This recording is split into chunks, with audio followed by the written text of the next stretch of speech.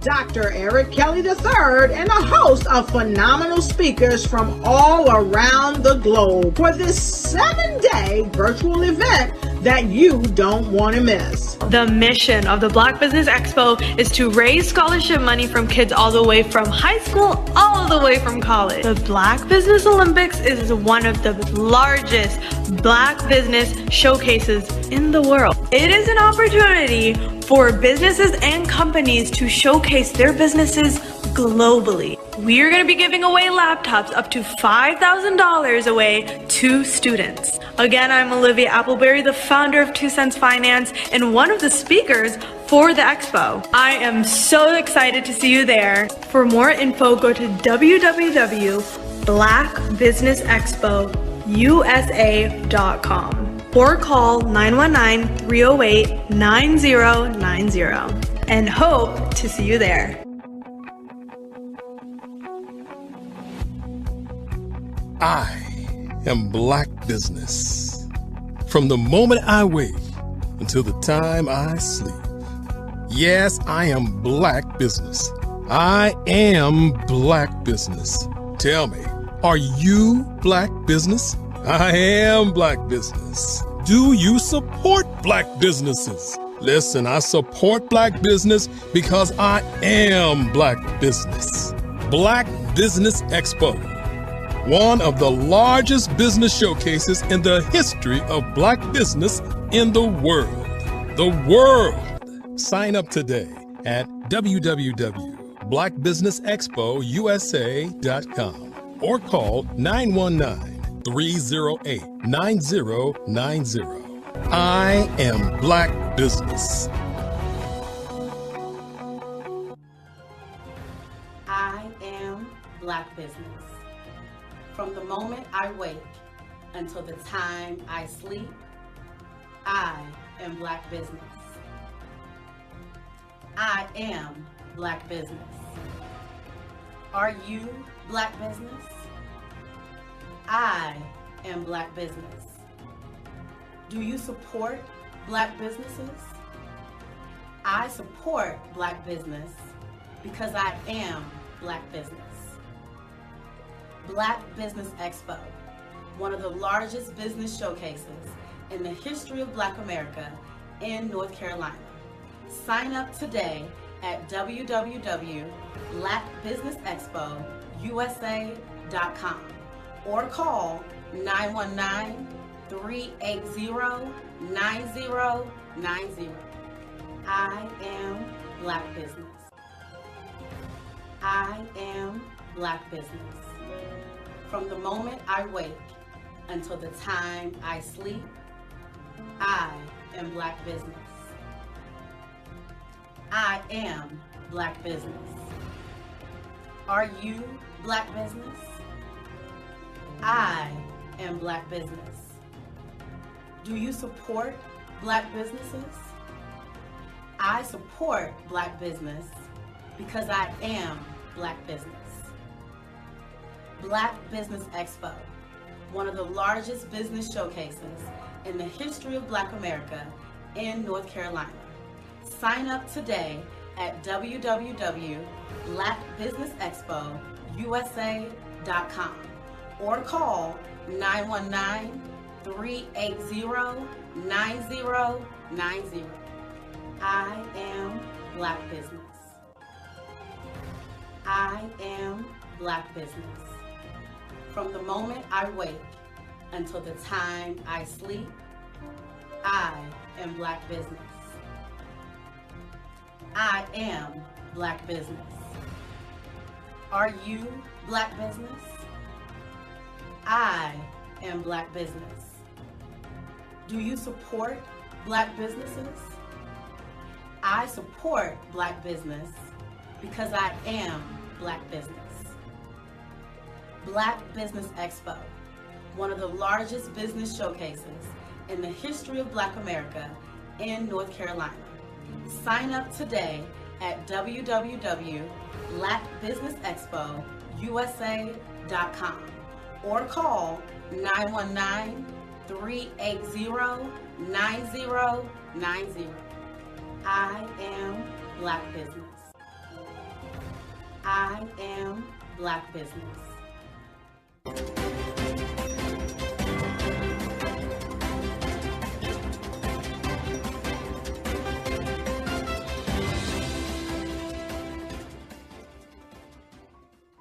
Over the past few years, we've seen the growth of existing and new initiatives focused on financial inclusion, building global networks, and reducing the wealth gap in response to the idea there's not enough seats at the table.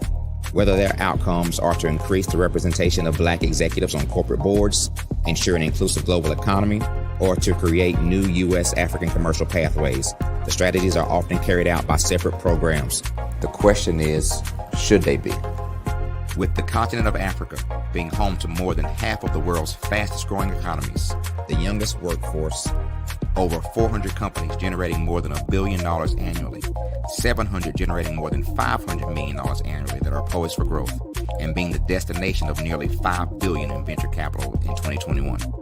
Diversifying U.S. and Africa commercial engagement by building bridges between African businesses and their U.S. diaspora should begin being seen as mutually beneficial. From helping to reduce Africa's enormous capital gap to catalyzing two-way trade opportunities, the COVID-19 global pandemic hopefully has taught us that global challenges and opportunities are more interconnected than we thought. During the pandemic, African companies like Unicorn Flutterwave, insurance provider Reliance Health, ride-hailing app Yasir, and 54Gene, the continent's first bank of DNA on people of African descent, proved that when African companies have access to networks, capital, and information, they grow big, grow fast, and create solutions that are valuable to the world. This is why BDirect was created. We are the first U.S.-based but African-centric board preparedness and board search company designed to connect U.S. Black talent and corporations to African businesses. Unique and fundamental to BDirect's success is our process of helping board candidates adapt their experience and networks to an African context before they're connected to high-growth companies that are looking to locally and globally scale. From our focus groups with African business execs and government leaders, we don't ignore the sentiment that business is easy, but people are hard. Having a pool of board candidates with hard-to-access networks and extensive experience across the business life cycle, including successfully raising capital, is table stakes for an initiative like this. So yes, we have that. But corporate or entrepreneurial success in the U.S. does not guarantee success in Africa. Developed alongside industry partners on the continent, our training program, BDirect Prep, is designed to transpose their experience to create cultural comfort, understanding, and a commitment to helping businesses in Africa scale. Our board governance sessions are African continental and country specific, integrated with cultural awareness and dexterity training, masterclasses led by African industry execs, and mentoring and coaching from African continental-based facilitators. But even more unique to BDirect Prep, we cap off our training program with an immersion trip to help candidates that have not been to Africa before see and feel Africa's complexity and opportunity from African soil. We all know traditional network-based board placement has historically left a lot of us out of ever really being in the paid board pipeline. Our strategy supports the work of many great organizations that are successfully filling seats at U.S. board tables by creating more tables for those that are still left on the sideline. It's time to start seeing the role and value of U.S. Black talent and businesses on the continent of Africa differently. Old perceptions and habits limit economic inclusion. Let's transition Black talent and the African businesses they will support from the periphery of the global economy to its core. Living in a global lockdown, we all know now how fast local and global economies can change, and see the value of having businesses that hire, strengthen local value chains, and even grow globally. Status quo in any form holds back progress. We must democratize U.S.-Africa commercial engagement by socially and economically connecting cultures that have long been disconnected. It's time for Africa's U.S. diaspora to redefine their global value by helping African businesses scale continentally and globally.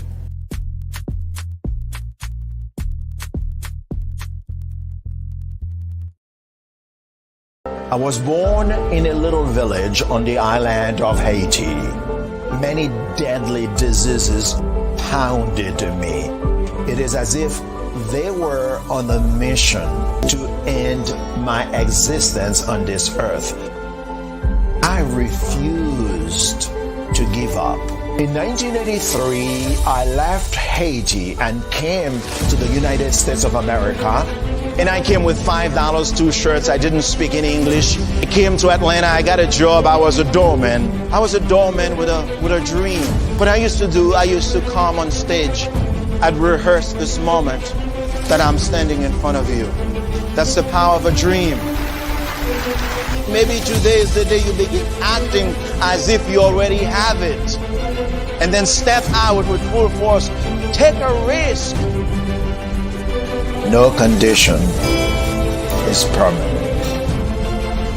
Don't let your situation distract you. You are chosen. You are called. You are born for a purpose in this life.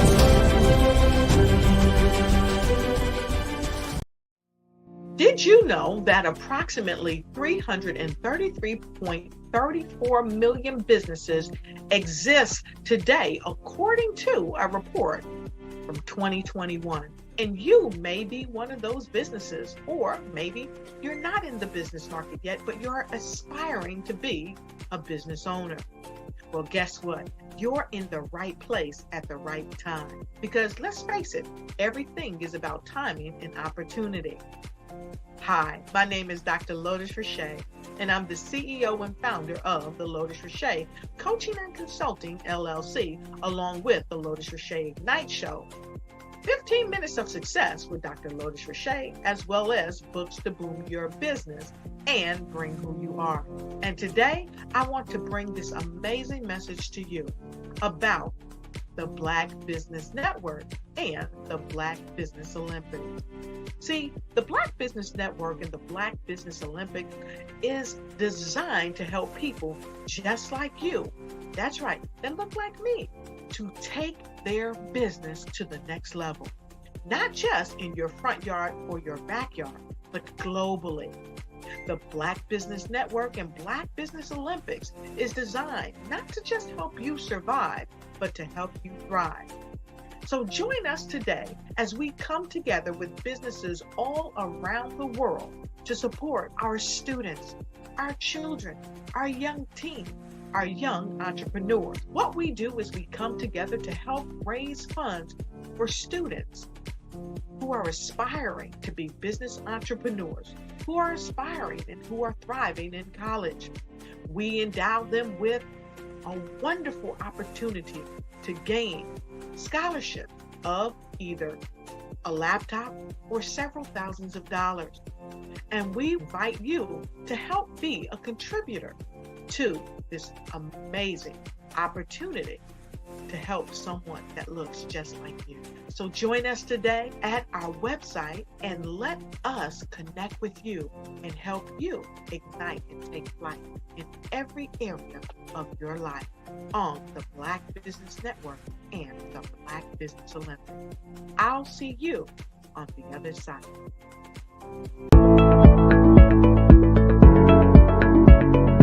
Prepare for what's coming and dominate in economic winter. Stand strong and thrive by showcasing your great products and services globally through the Black Business Network and Black Business Olympics. The Black Business Network has showcased over 2,000 companies with over $7 billion in sales each year. Over 10 million attendees have viewed the rebroadcast each month. Through the Black Business Olympics, unique styles of business training and mentoring are turning students into business owners and entrepreneurial warriors who will dominate in any economy. Gain the ultimate advantage of the Black Business Olympics, 7 days of unbelievable topics and speakers speaking around the globe. Donate your time and experience to provide expertise and scholarships to students worldwide and change the world. Now, more than ever, new insights, tools, strategies, and capabilities are needed. This is your chance for a major presentation to the world. Fill out the form and join the more than 2,000 speakers who have presented to over 200 countries. Join the Black Business Network streaming live into the Metaverse, STEM City, Black Multiverse Enterprises, Hulu, Amazon, YouTube, iHeartRadio, Apple, Facebook, LinkedIn, Pod TV, IBM TV, Spotify, and Google Podcasts. Sign up today. Spaces are limited, and we will see you there. Phenomenal Tanya T. Wise, who is here from the great state of Maryland. Tanya, welcome and thank you for being with us today. Can you indulge our audience a little bit and tell them just a little bit more about who you are and what it is that you do? Well, I love being able to talk to people and have a magnetic attitude, being able to just show them. So I always like to say, level up is Coach at Tanya T. Wise here. So can you tell our audience, just give them a teaser about what your presentation will be about? So my philosophy is that we should all be living our dream life. So tomorrow I'm going to talk about how you start living your dream life. What are some of the things that you thought about in your childhood that you just kind of let go and dormant? Wow. And I want to reignite that and just give you some pointers and some tips, some tools, some strategies to be able to start living your best life now. And guess what, Rhonda? And leave an inheritance for your legacy. Oh my goodness. Okay, I know that's resonating with a lot of people. I've heard that you have a dynamic coaching program. Can you tell us a little bit more about that? Absolutely. So our coaching program help people that have the lack of time, that lack strategies, and lack the confidence to go after their dream life. So we help them implement tools, we help them implement strategies, as well as give them resources so that they can live their best life now and leave that inheritance. Wow. Oh, I love that. I love the leave the inheritance part. Listen, you are dropping some major nuggets, and I know a lot of what you're saying is resonating with a lot of people, but I think we're all curious. How did you even make this transition into the speaking and coaching arena? What's the story behind this? So I started out in finance, and I realized that a lot of people don't necessarily go after their dream life because of the lack of finances or the education behind finances. But it wasn't until I lost my firstborn, my only son, that life changed for me. And where I was going after it all, living the corporate life, hit my 6-figure income and living in my dream house with my dream man, driving my dream car. I nearly lost it all when I lost my son. And so I realized it only takes one financial catastrophe that can change your entire life. That's what made me start All New Beginnings. Because no matter what's going on in life, there's a new beginning. And because of that, we develop a program called Wise Minded. My little slogan is, don't just dream it, let's live it. If they want to connect with you or work with you, what is the best ways for them to be able to do that? Well, for my social media guru, you can connect with me on every single social media platform as Tanya T. Wise.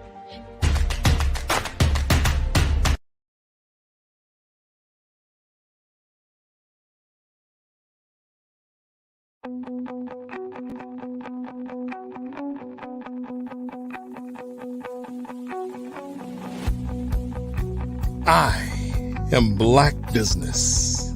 From the moment I wake until the time I sleep. Yes, I am Black Business. I am Black Business. Tell me, are you Black Business? I am Black Business. Do you support Black businesses? Listen, I support Black business because I am Black Business. Black Business Expo. One of the largest business showcases in the history of Black business in the world. The world. Sign up today at www.blackbusinessexpousa.com or call 919-308-9090. I am Black Business.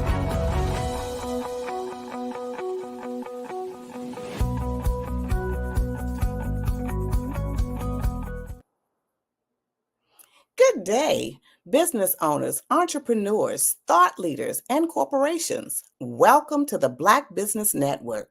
My name is Janet Slade Butler, and I'm the owner and founder of Crafted Right from the Heart.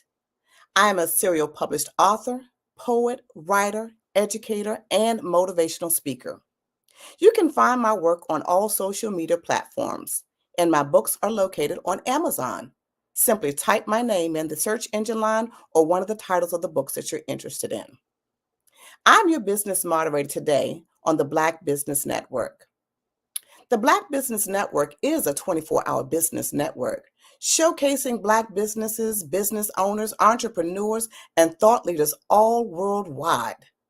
We have had speakers from London, Singapore, Africa, Japan, North Carolina, Chicago, New York, Los Angeles, and all cities all over the United States. The Black Business Network is a global community, sharing its business knowledge to empower, inspire, and educate businesses about businesses. Today, we'll be doing a fireside chat with Mrs. Kathy Greggs. She is the CEO of Fayetteville Pact Organization. Kathy Greggs is a resilient U.S. Army combat veteran and a survivor of military sexual assault. She's played as a transformative role in the shaping Army policies for emotional trauma victims. Beyond volunteering at the Connections of Cumberland and excelling in leadership roles, she has received recognition, including the 2022 A. Philip Randolph Institute Community Leader Award. Kathy is a CEO of Fayetteville Pact Organization. Committed to advocacy, Kathy serves in key positions related to domestic violence and women's rights, actively championing and reauthorization of the Leitberg Amendment and advocating for the Violence Against Women's Act. Additionally, she has served as a rape crisis advocate, ensuring sustainable infrastructures and disenfranchised communities, and assisting victims of domestic violence and sexual assault. Her dedication extends to ensuring that government agencies leave no one behind. Today, I will present to you Mrs. Kathy Greggs. Hello. How are you? Thank you for having me. Fine. Thank you so much for joining us today. Yes, thank you, Ms. Butler. How are you? I'm doing great. So welcome to the Black Business Network. I'm going to ask you a few questions about how you came about your business and a few other questions that kind of get the audience intrigued. Why did you decide to start your own business? Well, actually, me and another activist, Sean McMillan, are the co-founders of Fayetteville Police Accountability Community Task Force, which is a 501c3 nonprofit here in Fayetteville, North Carolina. Both of us are combat veterans. Sean McMillan had an issue with Driving While Black, which we still have that issue today. But in 2012, there was a lot of statistics that show Driving While Black here in Fayetteville, North Carolina. 70% of color was being stopped in traffic stops, resulting in a citation or an arrest. So Sean McMillan had a discussion with me because we were advocating as volunteers here in the city of Fayetteville for connecting nonprofits and government entities. So when we met, he had a discussion of, hey, we should probably start something with police accountability. At the time, Raleigh PAC, which is also in Raleigh, North Carolina, they started their own police accountability community task force. So we had a discussion with Blueprint, North Carolina, and we said, okay, let's go ahead and form the PAC.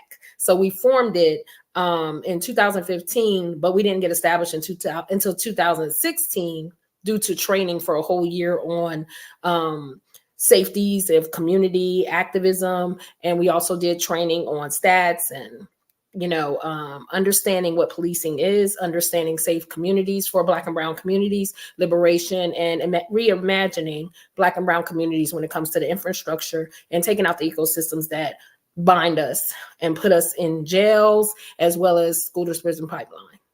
Wow. I can definitely see why we are needed. And you came about the structure of the business in that avenue because it's definitely something that's definitely needed, and to look forward to encompassing more information about that. Another question, what advice would you give to someone just starting their own business? Well, my first advice would be you got to establish a foundation first. So with us, it was 4 people in a room and we're like, hey, let's have this discussion. How are we going to go get and build a capacity of a foundation, a front, and mobilize people to understand that this is an important issue, because this not only is, an issue with police accountability, but it also interferes with the actual funding, Census Bureau. I mean, we can go down a list of how this affects the human life. So we would, and I would highly suggest that you get with a business consultant, which we did. We got with a business consultant to strategically plan our whole front, how we would actually build a capacity, how will we get partners, how will we network with partners. We went out on foot and on ground, had conversations. We went to different states and had conversations, and then we built our capacity. Then we came back to the strategic planner once again, our business consultant, and said, okay, now y'all can go here. Now, when we first started, we said we're going to go into oversight, where the police will have oversight, which we currently still don't have that now across America, and other nations. So we were like, let's do civilian oversight with actually called NACOL. So we partnered with them as well and looked into how the police can be policed, because right now we still have that problem. Who's going to police the police? So then we started to go out to the communities that is left behind, is what we say. The communities of the unserved, disenfranchised people, the people that don't get those fundings and infrastructures, and their sewers is still backed up after the flooding. They're living in trailer homes that, we have slumlords. So we started saying, okay, every issue is a social justice issue. Everything reflects upon not just policing, but also quality of life. So we changed our whole mission, and that was within 3 years, because we were doing things such as providing food. We were doing food drives, going to the homeless. We slept outside with the homeless for several days just to see how they live. We didn't have a problem with that. Then we went to different cities to sleep out with the homeless. We took our, partners to do this so we can find out, to meet them where they are, to understand the needs and the resources, to take those funds from the city and the county and advocate those funds into those unserved communities. So I see there's a lot of partnership having to be done, but with that being such a sensitive topic, and sometimes we kind of run into barriers, how do you deal with fear and doubt?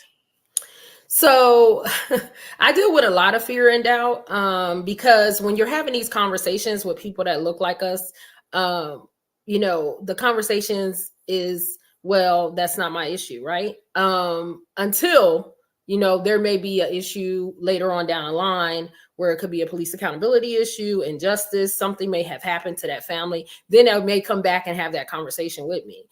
So I'm a human rights activist. So I believe in all colors, all race, all genders should never, ever have injustice. Okay. Sean McMillan is the co-founder, and he believes, of course, in reimagining safer communities without having jails and without having the police. So me and him with some kind had this little, okay, well, I believe in this, I believe in that. So even internally, we would have these conversations, but then we will have the conversations of, well, guess what? Let's have common ground. Let's find out what it is that we can do together, how we can work together to make this happen, to make this work better, and for the betterment of the community people. So the barriers that I have been through, of course, is, at the General Assembly, having conversations with politicians that's like, I help, and then 2 weeks later, you don't hear anything from them. And of course, these families are still without justice, still without, police accountability. And then we provide resources for those families, not only just, making sure they have attorneys, but we also give them therapy, confidential. We have a pastor on our board. We also have a therapist on our board. We have a private investigator, and we also have reentry individuals on our board. So we have board members that can provide those resources for free. There's no charge. We're not paid. So everything we do is for the community. That's what public service is. So Absolutely. those barriers are really hard, especially when you're doing it for free, because some people's like, you don't get paid for this. Why are you doing this? So we started because we said we wanted to serve the people the right way. You see a need and it needs to be filled, and you stepped up to the plate. I really applaud you for those efforts. And I know it is a community effort, but where do you see your business in about 5 to 10 years on the track that it's now? Well, right now, because the rise of AI, I personally, and just like you are an author, I wrote a book myself on a memoir, but I wrote my book in reverse. My book is written based on the present and how it looks in the future with advocacy with AI. We see AI right now rising everywhere, right? And we also see AI where they actually are doing, being attorneys on websites. So you don't even have to hire an attorney at this point. They have artificial intelligence doing it. You also have artificial intelligence in other countries that's actually teachers and principals. You have artificial intelligence in Amazon, so we're talking about 430,000 jobs or even more than that will be lost. So my book is based on, and it's called The Mother, the Soldier, the Activist. And with this book, I discuss how the rise of AI, how it affects me, not only as an activist or advocacy, right? But it's going to affect everyone's job, including therapists. So the question will remain, do we go forward? So when you're asking that question, how does it look 5 years from now? Well, we have to wait on the technology to determine that, because we may not be in those rooms anymore to assist in the process of justice. We may actually have an AI that's doing that. And then we may not be wanted at all, because the AI may show the surveillance of the police. The AI may actually hold the police accountable, the human police accountable.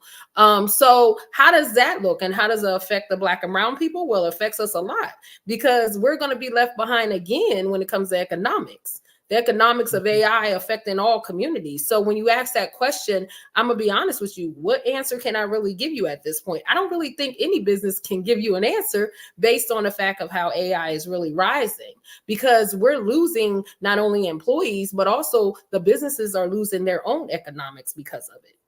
Right. It's so difficult sometimes to keep up with this technology. And like you said, things are going more robotic, so they're kind of replacing people. So you kind of segue into my next question, because I already asked you about how you saw the business in 5 years from now, which is kind of a trajectory that you project on it. But it's like you said, it's kind of impossible to do that. My other question was, how does your business look different from back then to now? But you've already also answered that. We're talking about the robotics aspect of it and the AI and how it is transforming the way we look at things and the way we take on different positions, and they're replacing us. So with that being said, how do you set your business apart from others that are in your industry?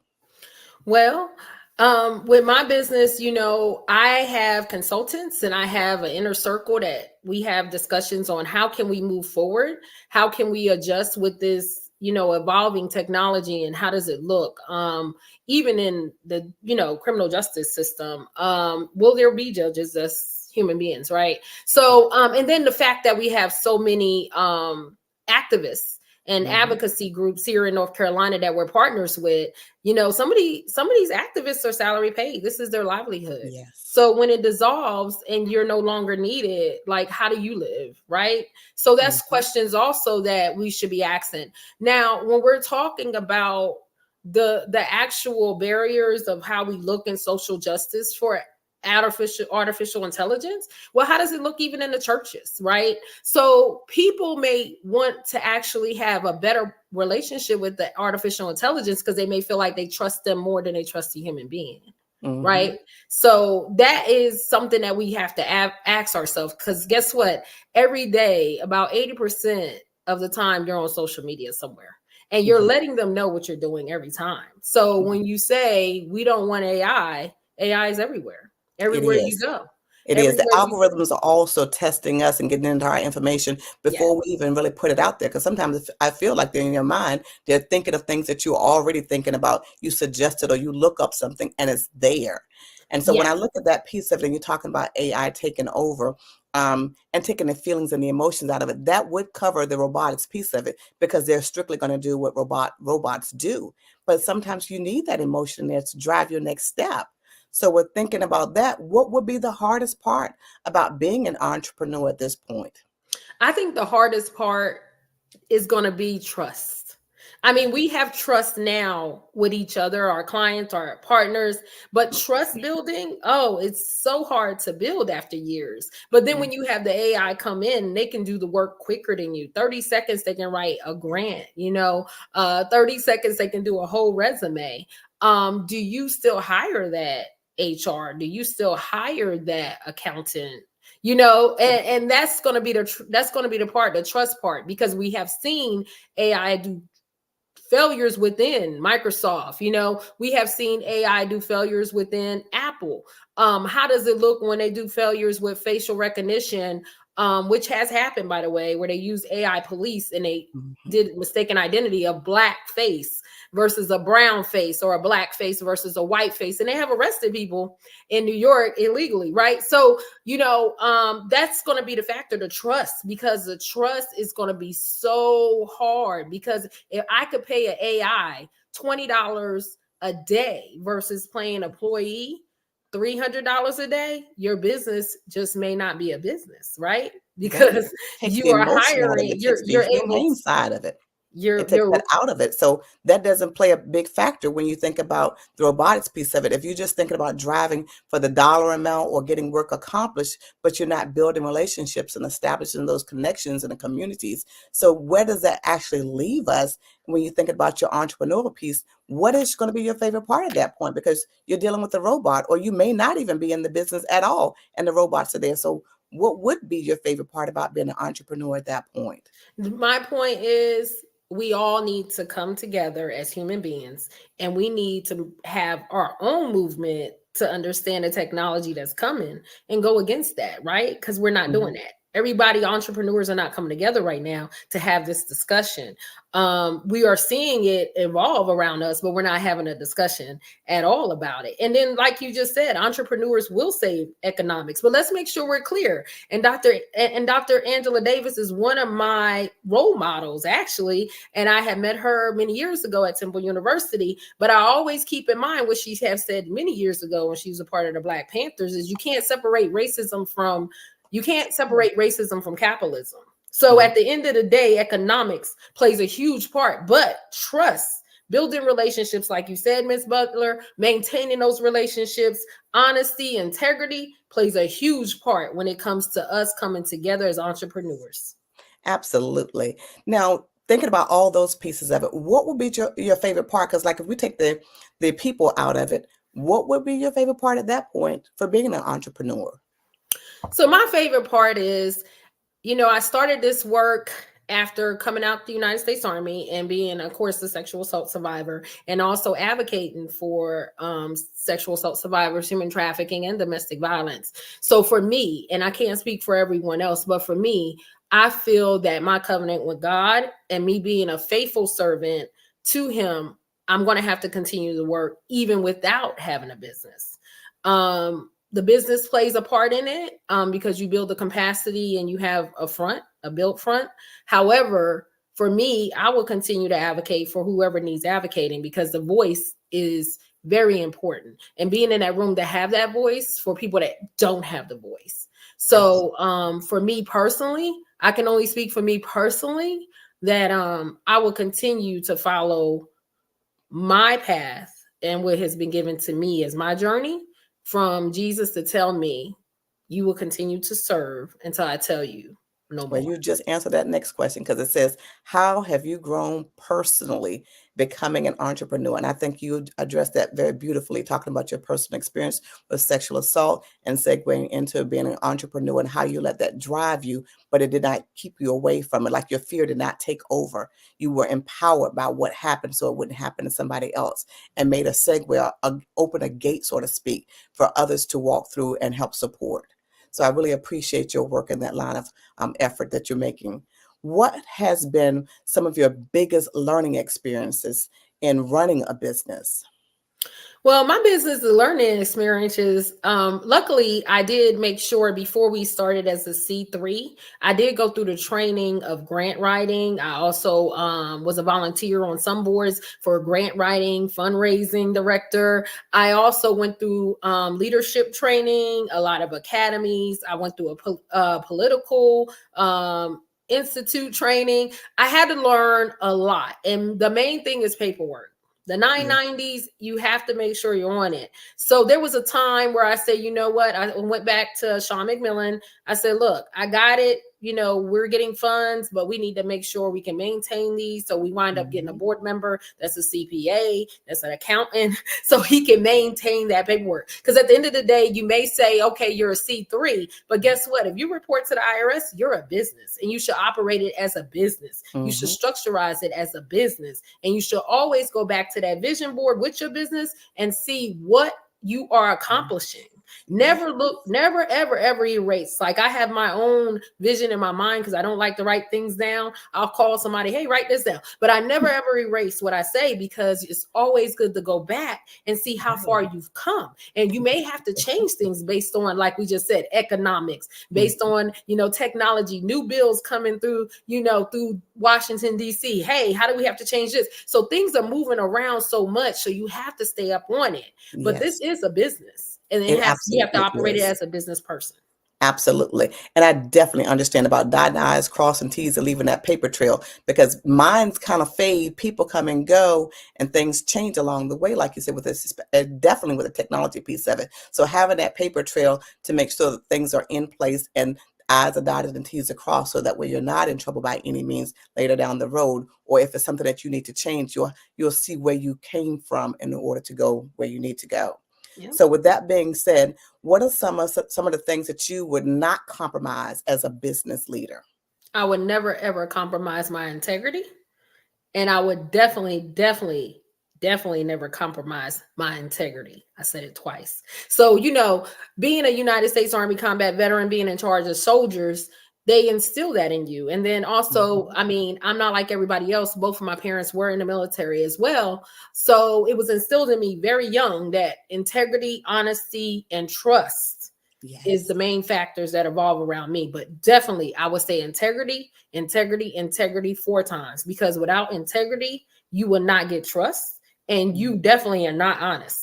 So you can put those two together. But integrity is something that comes from not only within, but also, pours out, and you can teach other people about integrity. But let's make sure we're clear. Everybody's morals is not the same, right? Everybody's, honesty is not the same. To some people, a lie is honest, right? So you have to debate that as a business owner. Hey, do I stand with this nonprofit, even if they're doing stuff by taking funds from grants, but not utilizing it in a community? And believe it or not, I have dissolved relationships with nonprofits that do that. I also have been talked about badly, of course, because I choose not to indulge in only the Black community building, right? I indulge in all community building, including LGBTQ. Okay. And also the Mexicans, right? So the thing about it is, I have been humiliated, and that's part of being a leadership. I have been arrested as a part of, being a leadership, because, this work and being an advocate and activist, you have to understand that you have to stand strong in the integrity for the people of the unjust. This is all they have. You're the only hope. And if you're not going to do it, I tell people all the time to step down. So I have no problem with saying I can't be in partnership with you because you choose a different route than me, or you are utilizing funds or advocating or using faces, like we have seen even with Black Lives Matter, using faces to get funding. And I will not, nor will I allow my business to do partnership with people like that. It sounds like that you're all inclusive, all encompassing, and you already set your standards. You keep your values at the core of who you are.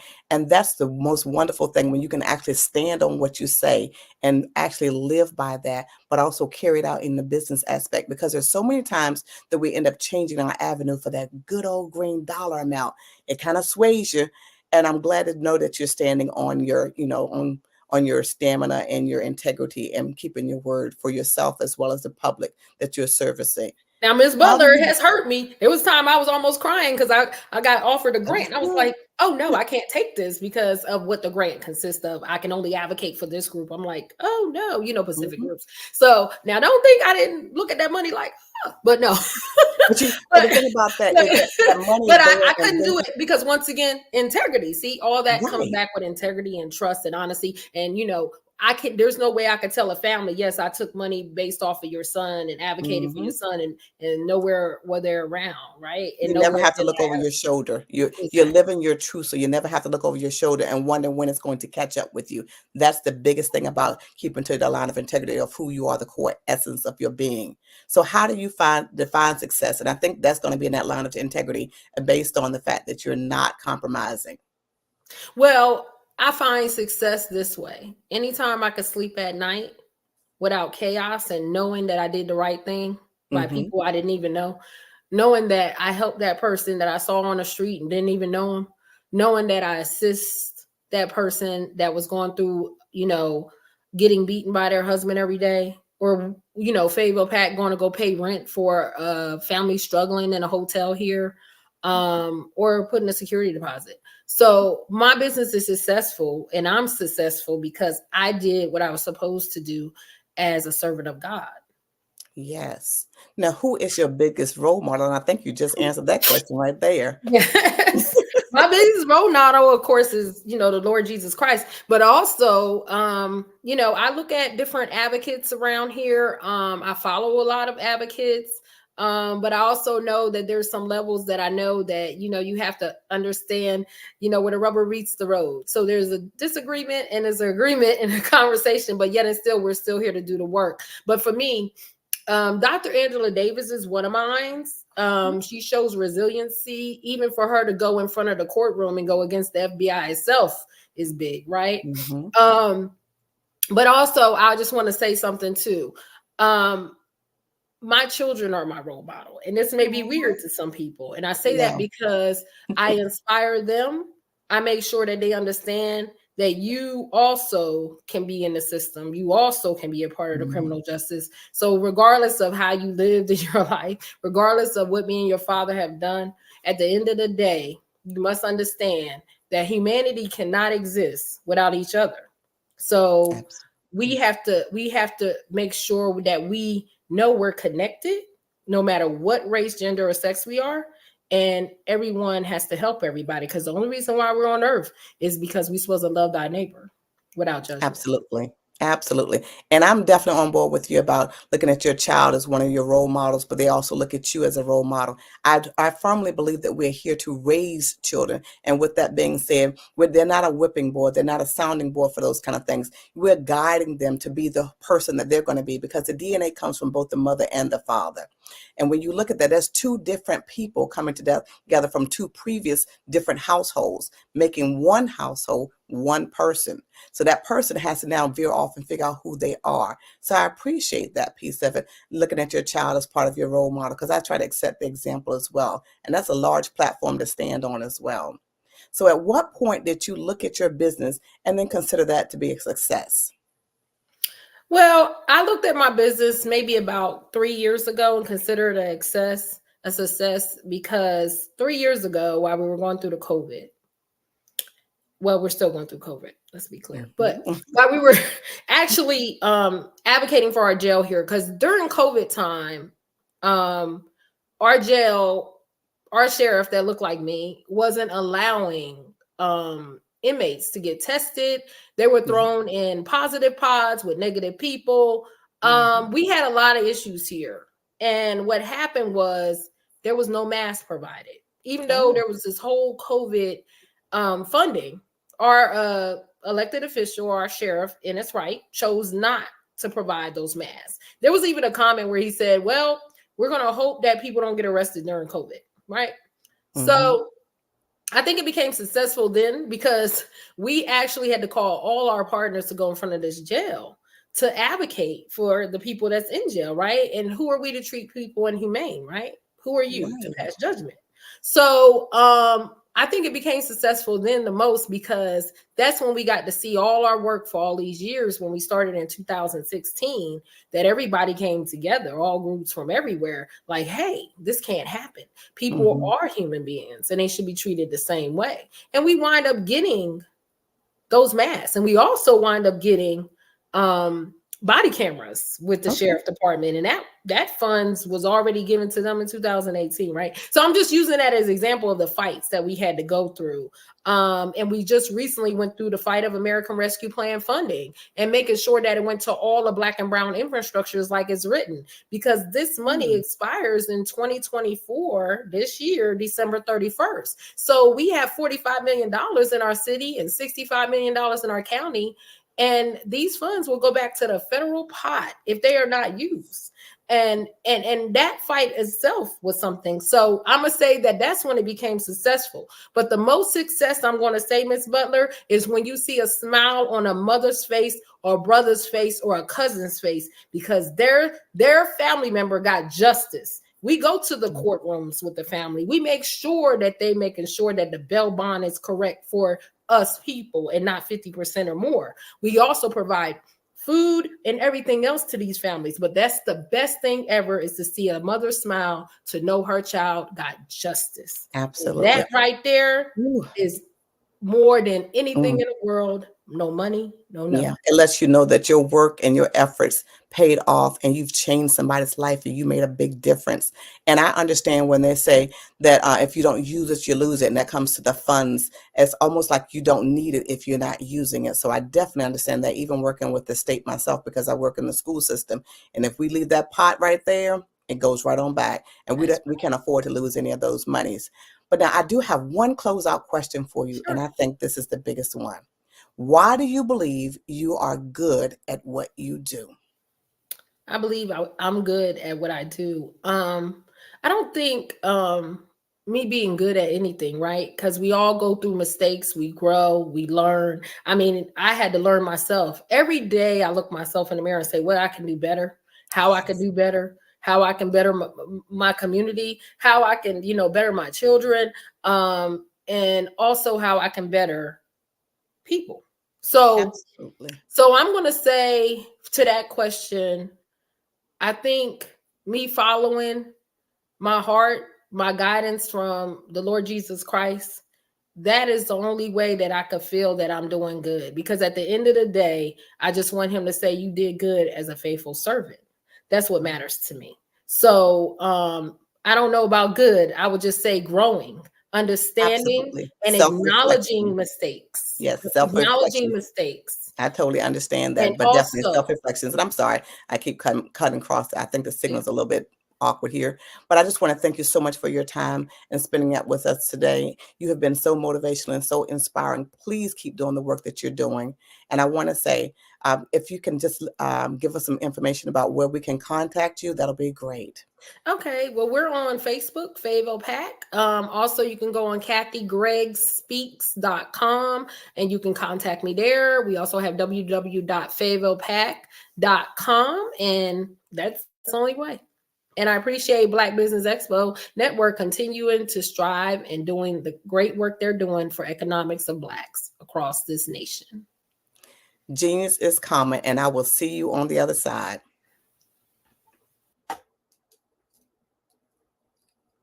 The Black Business Expo mission is to raise funds for high school seniors going to college or K-2 entrepreneurs. This expo is a fundraiser for students. You may go to www.blackbusinessexpousa.com to donate to the scholarship fund or use the Cash App that's on the screen. And that number, Cash App is going to be $BBBXUSA. Our goal is to give laptops and up to $5,000 to 10 students. Students can register online at www.blackbusinessexpousa.com. Every dollar counts. So we want to remind you to donate to the scholarship fund. We want to thank you, our Black Business Expo USA sponsors, for March 2024. NC100, Moody Capital Partners, Suede Soul, Lotus Richer, Coaching and Training. Carolina, Virginia Minority Supplier Development Council. Step Management, BHS and Associates. Margie McLean Foundation Incorporated. Genius is Common. Earth Essentials, Melanin Shawnee Global. Executive Women's Success Institute and the Quality Coaching Company. Superwoman Business Services, Creative Force Studios, Lee Entertainment, Artistic App Design, Black Business Expo USA. Genius is Common. And I'll see you on the other side.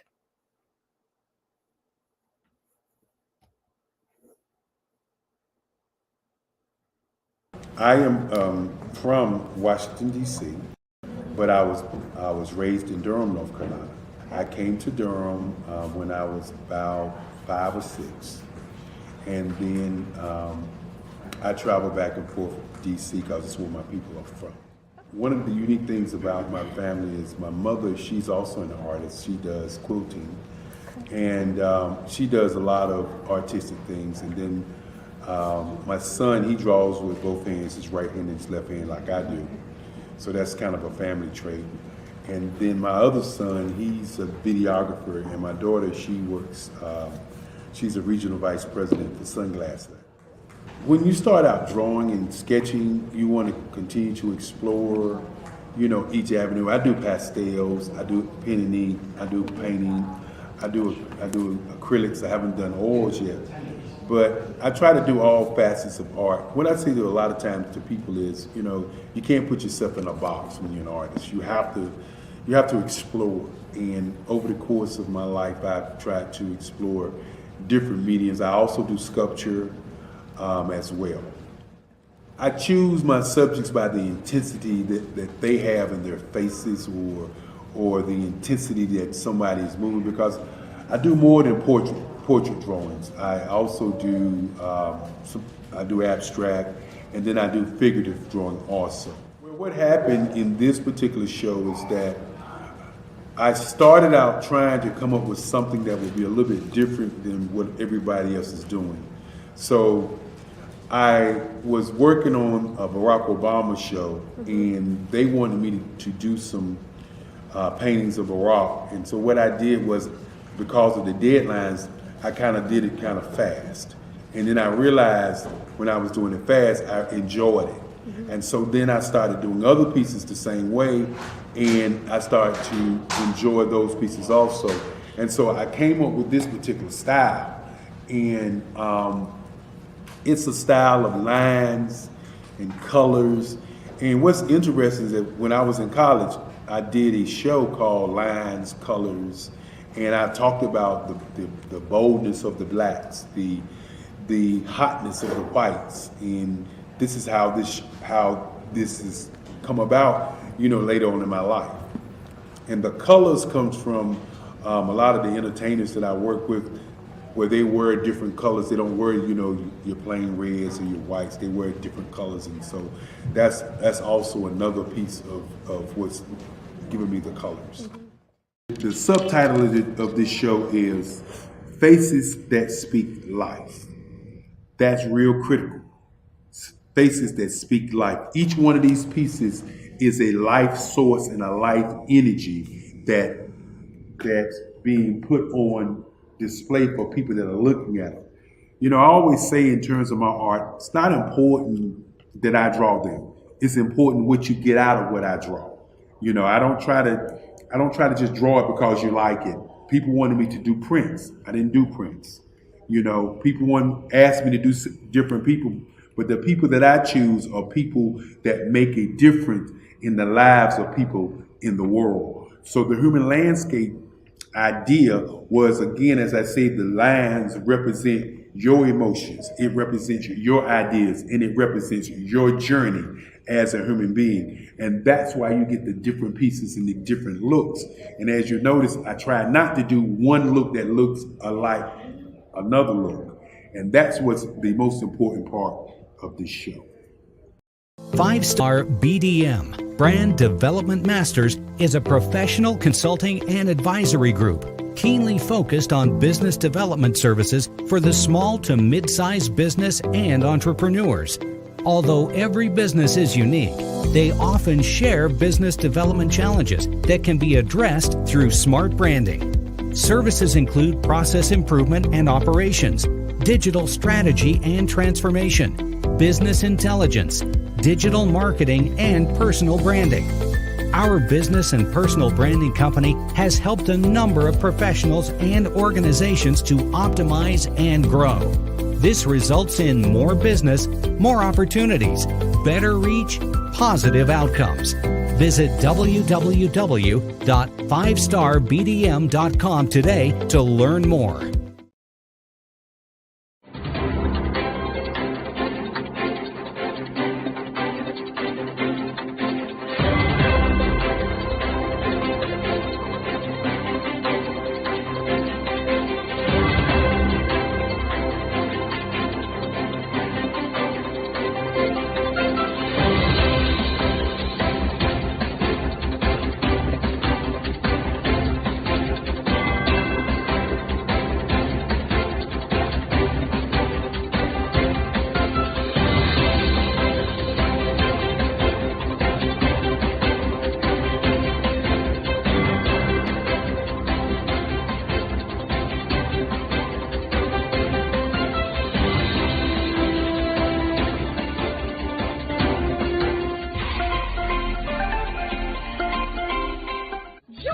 Dr. Eric Kelly III and a host of phenomenal speakers from all around the globe for this 7-day virtual event that you don't want to miss. The mission of the Black Business Expo is to raise scholarship money from kids all the way from high school, all the way from college. The Black Business Olympics is one of the largest Black business showcases in the world. It is an opportunity for businesses and companies to showcase their businesses globally. We are going to be giving away laptops up to $5,000 away to students. Again, I'm Olivia Appleberry, the founder of 2 Cents Finance and one of the speakers for the expo. I am so excited to see you there. For more info, go to www.blackbusinessexpousa.com or call 919-308-9090 and hope to see you there. I am Black Business. From the moment I wake until the time I sleep. Yes, I am Black Business. I am Black Business. Tell me, are you Black Business? I am Black Business. Do you support Black businesses? Listen, I support Black business because I am Black Business. Black Business Expo, one of the largest business showcases in the history of Black business in the world. The world! Sign up today at www.blackbusinessexpousa.com or call 919-308-9090. I am Black Business. I am Black Business. From the moment I wake until the time I sleep, I am Black Business. I am Black Business. Are you Black Business? I am Black Business. Do you support Black businesses? I support Black business because I am Black business. Black Business Expo, one of the largest business showcases in the history of Black America in North Carolina. Join Dr. Eric Kelly III and a host of phenomenal speakers from all around the globe for this 7-day virtual event that you don't want to miss. The mission of the Black Business Expo is to raise scholarship money from kids all the way from high school, all the way from college. The Black Business Olympics is one of the largest Black business showcases in the world. It is an opportunity for businesses and companies to showcase their businesses globally. We are going to be giving away laptops up to $5,000 away to students. Again, I'm Olivia Appleberry, the founder of 2 Cents Finance and one of the speakers for the expo. I am so excited to see you there. For more info, go to www.blackbusinessexpousa.com or call 919-308-9090 and hope to see you there. I am Black Business. From the moment I wake until the time I sleep. Yes, I am Black Business. I am Black Business. Tell me, are you Black Business? I am Black Business. Do you support Black businesses? Listen, I support Black business because I am Black Business. Black Business Expo, one of the largest business showcases in the history of Black business in the world.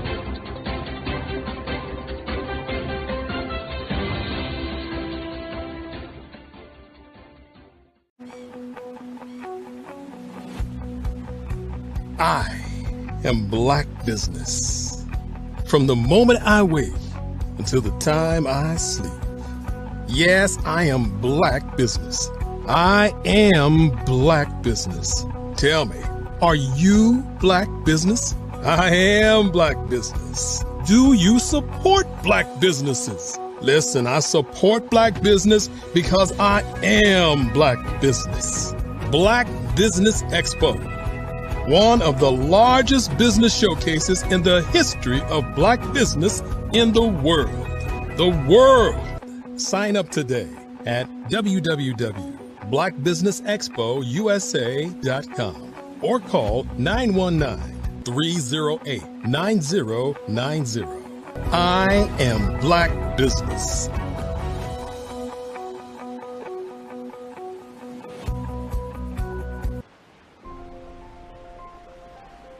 What if you could build your own city? A place where every child can find nurturing people to help them achieve their full potential. A place where every adult can access job training support, where health education is abundant, where social justice ruled the land. A place without limitations. Welcome. You have arrived at STEM City USA. It is what every city should be. A safe and trusted community where you find people and resources to help you become everything you are and beyond. STEM City is unlike anything you have ever experienced. It is a digital twin of the world around you, only better.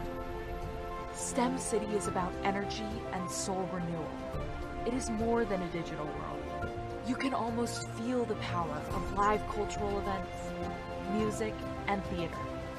STEM City promises a better future for children with caring mentors and hands-on activities with dedicated tutors to support our youth. STEM City is your passport to a healthy lifestyle with weekly events addressing our community's many issues. STEM City is your financial well-being with helpful information on wealth management, career advancement, job training, and so much more. STEM City is the community you deserve. It is the city where your dreams can come true. STEM City USA, a place in the sky that is accessible to all who reach for the stars.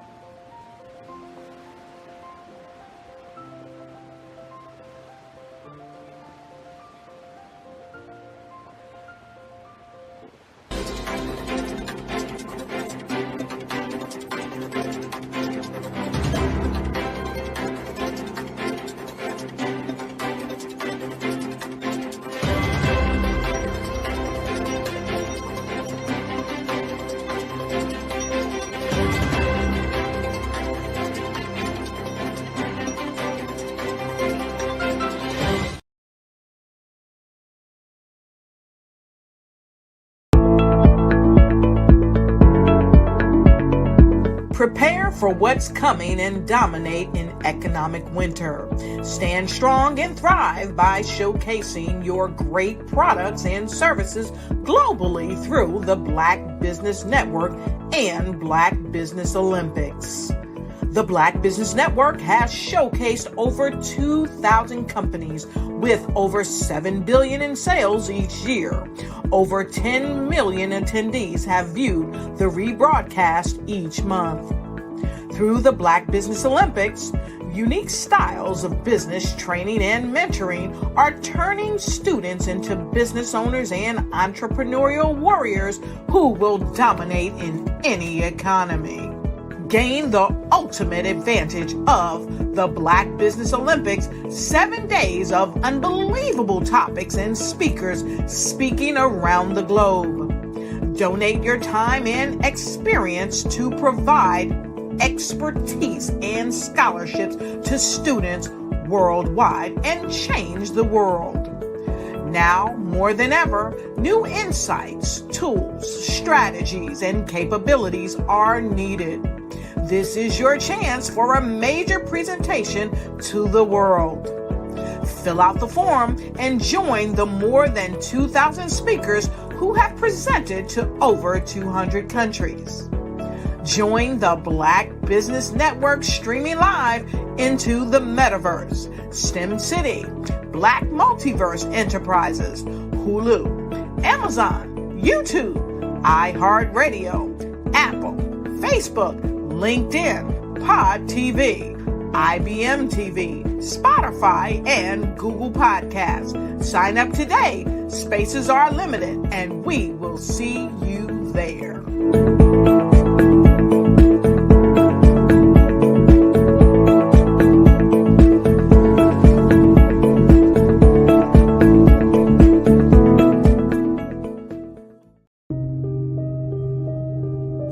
The Black Business Expo is changing my life. This year, they are giving away laptops and even $5,000 in cash to students just like me.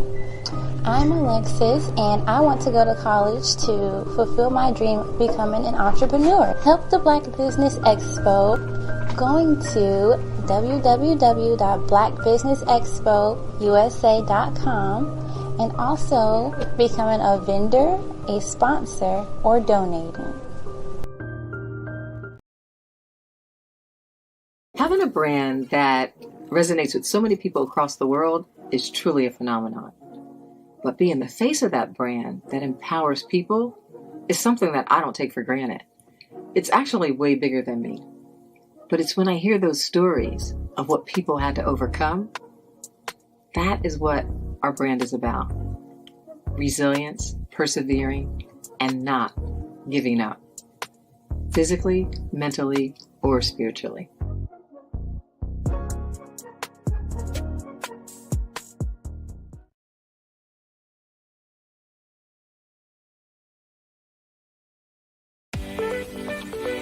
You are in the right place at the right time. The Black Business Network opens again for its Black Business Olympics, a 24/7 broadcast on business, strategies, global branding, social media marketing, finance, advertisement, and much, much more. Featuring the top, most powerful entrepreneurs and speakers and thought leaders from all around the world as they gather together for this phenomenal event.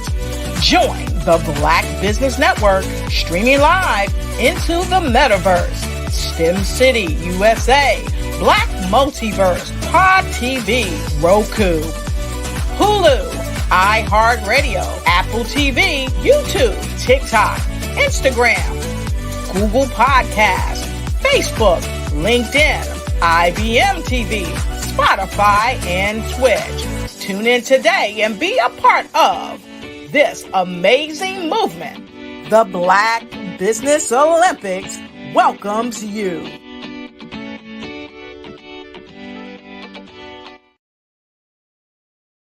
I am from Washington, D.C., but I was raised in Durham, North Carolina. I came to Durham when I was about 5 or 6. and then I travel back and forth to DC because it's where my people are from. One of the unique things about my family is my mother, she's also an artist. She does quilting, and she does a lot of artistic things. And then my son, he draws with both hands, his right hand and his left hand like I do. So that's kind of a family trait. And then my other son, he's a videographer, and my daughter, she works, she's a regional vice president for Sunglasses. When you start out drawing and sketching, you want to continue to explore, you know, each avenue. I do pastels, I do pen and ink, I do painting, I do acrylics. I haven't done oils yet, but I try to do all facets of art. What I say to a lot of times to people is, you know, you can't put yourself in a box when you're an artist. You have to explore. And over the course of my life, I've tried to explore different mediums. I also do sculpture as well. I choose my subjects by the intensity that they have in their faces, or the intensity that somebody is moving, because I do more than portrait drawings. I also do I do abstract, and then I do figurative drawing also. Well, what happened in this particular show is that I started out trying to come up with something that would be a little bit different than what everybody else is doing. So I was working on a Barack Obama show, and they wanted me to do some paintings of Barack. And so what I did was, because of the deadlines, I kind of did it kind of fast. And then I realized when I was doing it fast, I enjoyed it.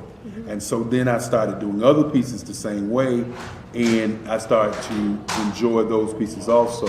And so I came up with this particular style, and it's a style of lines and colors. And what's interesting is that when I was in college, I did a show called Lines, Colors, and I talked about the boldness of the blacks, the hotness of the whites, and this is how this has come about, you know, later on in my life. And the colors comes from a lot of the entertainers that I work with, where they wear different colors. They don't wear, you know, your plain reds or your whites. They wear different colors, and so that's also another piece of what's giving me the colors. The subtitle of this show is Faces That Speak Life. That's real critical. Faces that speak life. Each one of these pieces is a life source and a life energy that's being put on display for people that are looking at them. You know, I always say in terms of my art, it's not important that I draw them. It's important what you get out of what I draw. You know, I don't try to just draw it because you like it. People wanted me to do prints. I didn't do prints. You know, people asked me to do different people, but the people that I choose are people that make a difference in the lives of people in the world. So the human landscape idea was, again, as I say, the lines represent your emotions, it represents your ideas, and it represents your journey as a human being. And that's why you get the different pieces and the different looks. And as you notice, I try not to do one look that looks alike another look. And that's what's the most important part of this show. I was born in a little village on the island of Haiti. Many deadly diseases pounded me. It is as if they were on a mission to end my existence on this earth. I refused to give up. In 1983, I left Haiti and came to the United States of America. And I came with $5, 2 shirts. I didn't speak any English. I came to Atlanta. I got a job. I was a doorman. I was a doorman with a dream. What I used to come on stage. I'd rehearse this moment that I'm standing in front of you. That's the power of a dream. Maybe today is the day you begin acting as if you already have it. And then step out with full force. Take a risk. No condition is permanent. Don't let your situation distract you. You are chosen. You are called. You are born for a purpose in this life.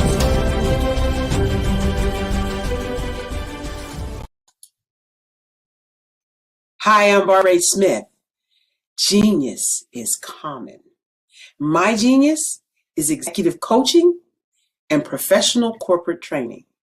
As the master executive coach and corporate training ambassador for the Genius is Common movement, I help business owners craft their stories in such a way that you know exactly what they do, what they have, and what they bring to the table. Many times as business owners, we are asked, so what do you do for a living? And we could be crushing in our businesses, but we're not quite sure exactly what to say in a short amount of time.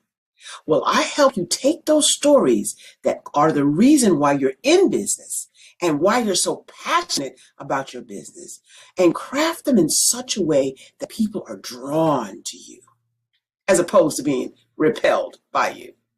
Because every conversation, every time you talk to someone about your business, you are excited about it. But are you really conveying what you do, what you have, and what you bring to the table? And do really people understand why you care so much and why they should care that you have the solution to their problem? Well, I'm here to help you with that. As a master storyteller, I can help you with your stories and spin them in such a way that they are intriguing and fascinating. People want to listen to you talk about your business. That's why at the Genius is Common movement, I am the master executive coach and professional training ambassador. That's my genius. And genius? Oh yeah, it's common. Sometimes you got to hear the news from the Black perspective, and more specifically, Black publishers. And that's exactly why you have to download the HeyTie app, the largest mobile app delivering breaking news, videos, and podcasts from 200 of your favorite Black publishers. Yes, 200 Black publishers delivering news as it happens, literally all in one app. Go to HAYTI.com or download the app in the Google Play Store or Apple App Store. It's completely free, along with information that you can trust, so go check them out. Social media is evolving. It's more vibrant, more colorful, more energetic, and so are you. It's not just photos anymore. It's video, it's audio, it's subscriptions. And now there's Fanbase, a new monetized social network. Fanbase delivers the complete native app experience with full content monetization for every user. No algorithms that shadow ban your engagement or growth, and no ads. Follow anyone for free and subscribe directly to your favorite creators for $4.99 a month. Plus, show some love by tipping on any post. Also, make a Fanbase page and monetize your content the same way. Finally, connect with your followers by posting the amazing content you already create. And now, get paid for it. It's time to energize and monetize, because everyone's a fan of something and everyone has a fan base. The Black Business Expo's mission is to raise funds for high school seniors going to college or K-12 entrepreneurs. This expo is a fundraiser for students. Please, you may go to www.blackbusinessexpousa.com to donate to the scholarship fund or use the Cash App at $BBXUSA. Our goal is to give laptops and up to $5,000 to 10 students. Students can register online at www.blackbusinessexpousa.com. Every dollar counts. Please donate to the Black Business Expo USA Scholarship Fund.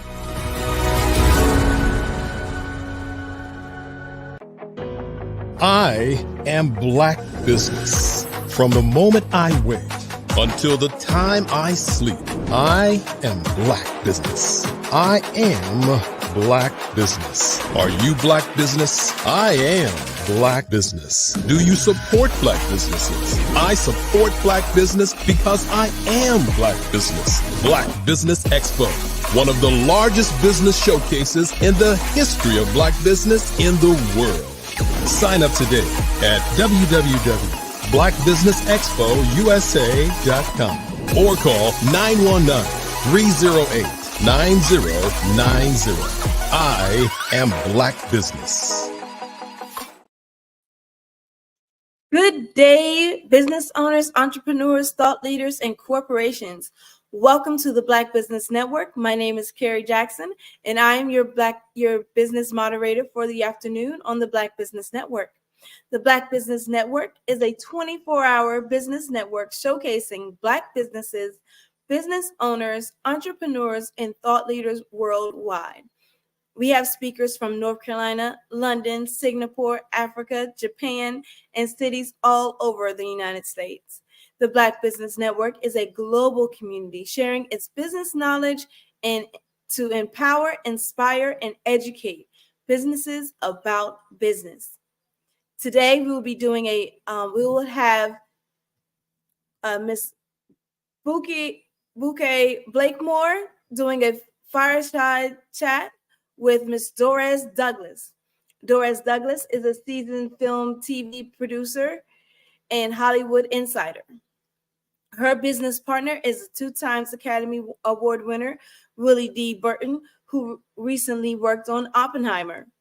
After 30 years of working with legendary actors such as Diane Carroll, James Avery, Paul Winfield, Douglas has mentored a number of creatives in the industry and currently offers her services as a consultant. She has worked for ABC TV, Sony, MGM, and Disney. Her producing partner, Willie Burton, is the sound mixer for Shawshank Redemption and The Color Purple, amongst others. Douglas has been featured as a guest on NBC, KTL, and numerous podcasts. I present to you Miss Doris Douglas and Miss Blakemore. Hello. Hello, Carrie. Thank you so much for the wonderful introduction. And we're just excited to be here on Black Business Network, and so glad to introduce everyone to Doris Douglas. So we're excited. All right. Well, genius is common, and I'll see you on the other side. Thank you. Thank you. Hey, well, Bouquet. hello, Doris. Hello. So great to see you today. Yes, same here. I've missed you. You've been a world traveler going all over the world. I have been a world traveler. Yes, I have. And it's great to be home and great to see you. We're so excited to have you on Black Business Network particularly because you are a consultant and you have really made a business out of the entertainment business. And so I'm so glad to be able to just ask you some questions and give you the chance to share with the audience the amazing things that are coming up, as well as the things that you've done in your career. So the first thing I wanted to do is to ask you, can you tell us about Foresight Entertainment Film and Music Workshop, and then tell us a little bit about its objectives and how that came to be. Okay. Well, over 30 years ago, actually, is when the idea came about. At that time, of course, I didn't know you, and I didn't know UNESCO or anything about Creative City of Music. And so what happened is that I had been only working in the industry for maybe 10 years or so. And I started noticing when I was on sets of film and TV shows that pretty much all of the crew were white people. They were, in other words, no people of color, not that many. And I started wondering why. And I thought about maybe some of the Black people in our community had no idea about these jobs. And so something said, well, maybe you should do a workshop and introduce them to these jobs. And so that's how it started. That was the seed of the idea. And I did it by going to DreamWorks at that time, along with a nonprofit organization. And I asked them, would they be interested in helping me make this program happen? So they did. And we ended up getting the program going. We had about 20 students between the ages of 12 and 18. And that's how we got started. DreamWorks gave us some money, and then Sony gave us some money, and we got started. Now, fast forward all these years later, after Willie and I became partners, I started thinking about it again, but I didn't have a nonprofit to work with, and I wasn't sure, how we could make it happen. And of course, then I got introduced to you, and you told me about UNESCO, and you said that they might be interested in something like this. And that brings us to 2024, which now we're going to be doing the film and workshop collaboration between our two companies. And what we're going to do with that is we're going to work with young people who are 18 to 25. And the reason we wanted to deal with that age group is because they are old enough to be hired in the industry. So once we've introduced them to the industry, how it works, what jobs there are, what kind of skills you need to get those jobs, then our goal is to then help them find employment and get their careers going, those that choose to do that, get their careers going in the entertainment business. That is very exciting. And I should probably help our audience understand a little bit about the collaboration between Foresight Entertainment and Creative City, Kansas City, UNESCO. So for the audiences that don't know what that is, and that's my bad, I want to make sure I explain that to folks. Essentially, Creative City KC is the focal point for the UNESCO Creative City of Music. And UNESCO stands for United Nations Education Scientific Culture Organizations. And so, as Kansas City is the focal point for music, we wanted to help people understand all of the capacities that music has with various types of other industries, and that film is absolutely one where those two worlds meet so beautifully. And so I'm so glad, Derez, that you had a chance to share what that experience is going to be like with the Foresight Film and Music Workshop that's coming up in just a few months, right?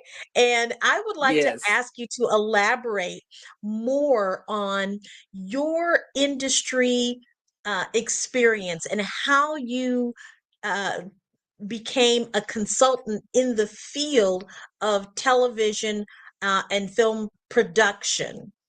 Okay. Yeah. Well, after years of working in the industry, I started to notice that a lot of writers and filmmakers had no idea how the industry works.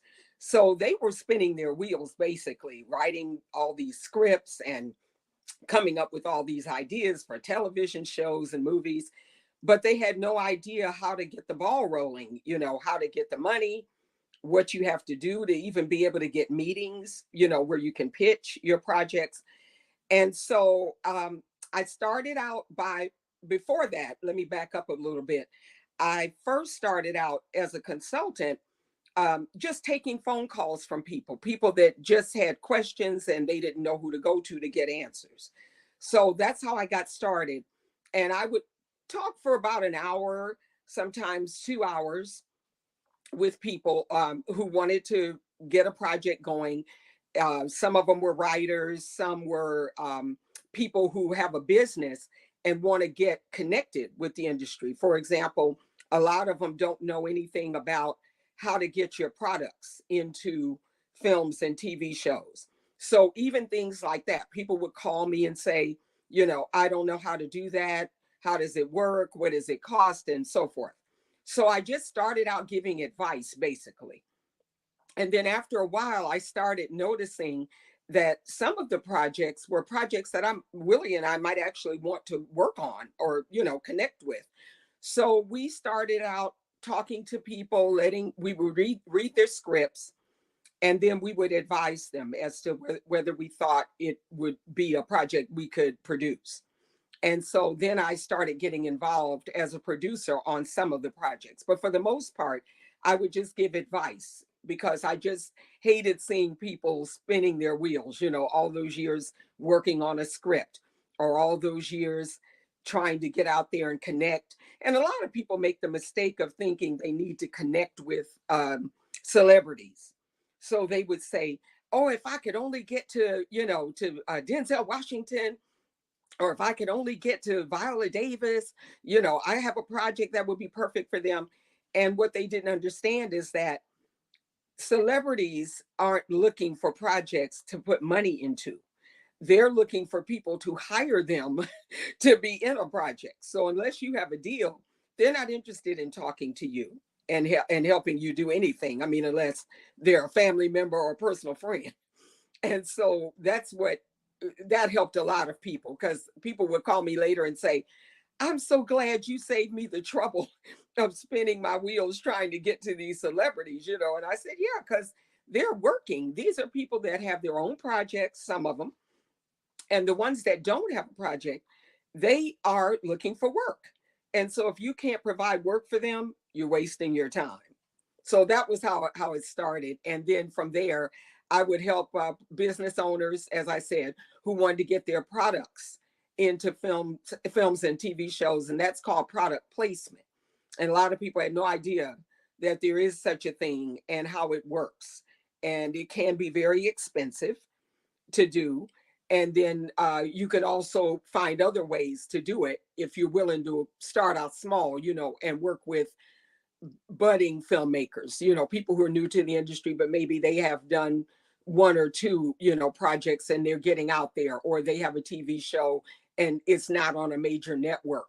Maybe it's just on YouTube or, on the internet. And sometimes it's easier to get your foot in the door with those people. I see. Well, that's very helpful. I'm sure there are plenty of people listening that are just taking notes right now and wanting to know a lot more. You mentioned that you had started a workshop with students that participated that were and the project was supported by DreamWorks. And when did you decide that that was a need as well? So we have a need for people to understand a little bit more who's in how to interact with film and so forth. But when you did that workshop years ago, what was it that you found was the need then? Most of the young people, what they needed was a couple of things. One was that they didn't know anything about the industry. Most of them, if you ask them about the entertainment business, they wanted to be in front of the camera. They want to be actors and singers and dancers. And so when I started talking about being a crew person, they were just stunned. They were like, what? I said, yeah, you could be operating the camera. You could be doing sound or lighting. You could be working with props. You could be doing hair and makeup and wardrobe. And they were like, what? So little by little, as I started doing the workshop, I started noticing the effect it was having on these kids, because some of these kids were like troubled kids who, getting in trouble at school, or they're not doing their school work, or they're not taking education seriously. So I did find that it changed a lot of these kids forever. I mean, I didn't realize it was going to have that effect. But a lot of these kids, they started getting better grades at school. I started hearing from teachers and counselors saying that the kids, were getting really serious about school, and that they wanted to actually learn how to do these jobs, and that they really wanted to get into the business. So before I did that, though, in order to actually give them some hands-on experience, I knew I was going to need two things. I was going to need some instructors to help me, people who are already doing a lot of these jobs, so that kids could see that there are people, especially people of color, doing these jobs. And I knew I was also going to need some money to get equipment so that they could actually film things, and get some hands-on experience. So that is what prompted me to want to go to the studios and see if they would be willing to put some money in to help get equipment. And when they found out what we were doing, DreamWorks gave us a check within a week. And Sony followed right after we finished that first round of workshops, and they found out we were going to do a second one. Then they gave us the money for that one. So I should say they came on board and added to what DreamWorks was doing. So what I learned from that experience is that most of the time people just don't have the information. It isn't that they don't want to do it, or that they don't think they can do it, or they don't have the skills to do it, or whatever. They can be taught how to do something, especially if you bring in, like we did, we started bringing in instructors from the different fields, and that's what really got it going and got the kids excited. That is wonderful. I am so excited for what's coming up in Kansas City for the film and music workshop, and you bringing all of that experience with you from the one that you did several years ago. Can you elaborate on the main goals that the film and music workshop, the Foresight Entertainment Film and Music Workshop, will have for the one coming up in this year? Yes. And for those who are interested, Bukeka will give you the Gmail address to contact us if you want to know more about it, or you want to sign up and attend the workshops. It's going to be in June 24th through the 26th, 3 days only, for 8 hours a day, somewhere between 6 and 8 hours. We're going to bring in instructors. Some will be from the Hollywood community. They'll be flying in from LA, and then some will be local, because you guys have a lot of local talent there, behind the camera and in front of the camera. And so we're going to have them come and participate as well. And we want our goal, the number one goal, is to give people the exposure to the different jobs. That's the first thing, because if you don't know a job exists, you can't go after it. You won't be able to say that's the path I want to take. So we're going to bring in instructors, let them teach you about what they do, how they got into it. You get to ask questions afterwards. And we're going to give you lunch as well. And we want them to get an understanding of not only what the jobs are, but what the path is that you have to take to get to those jobs. And then how you go from there to actually getting hired, and what that process involves, how it works and everything. And so Willie and I will be teaching also one of the workshops. And then because Willie does sound, for people that don't know, Willie does sound. He did the sound on The Color Purple, Shawshank Redemption, all of those big movies. He won an Oscar for DreamWorks, and another Oscar for the movie Bird about Charlie Parker, who, by the way, from what I understand, is from Kansas City.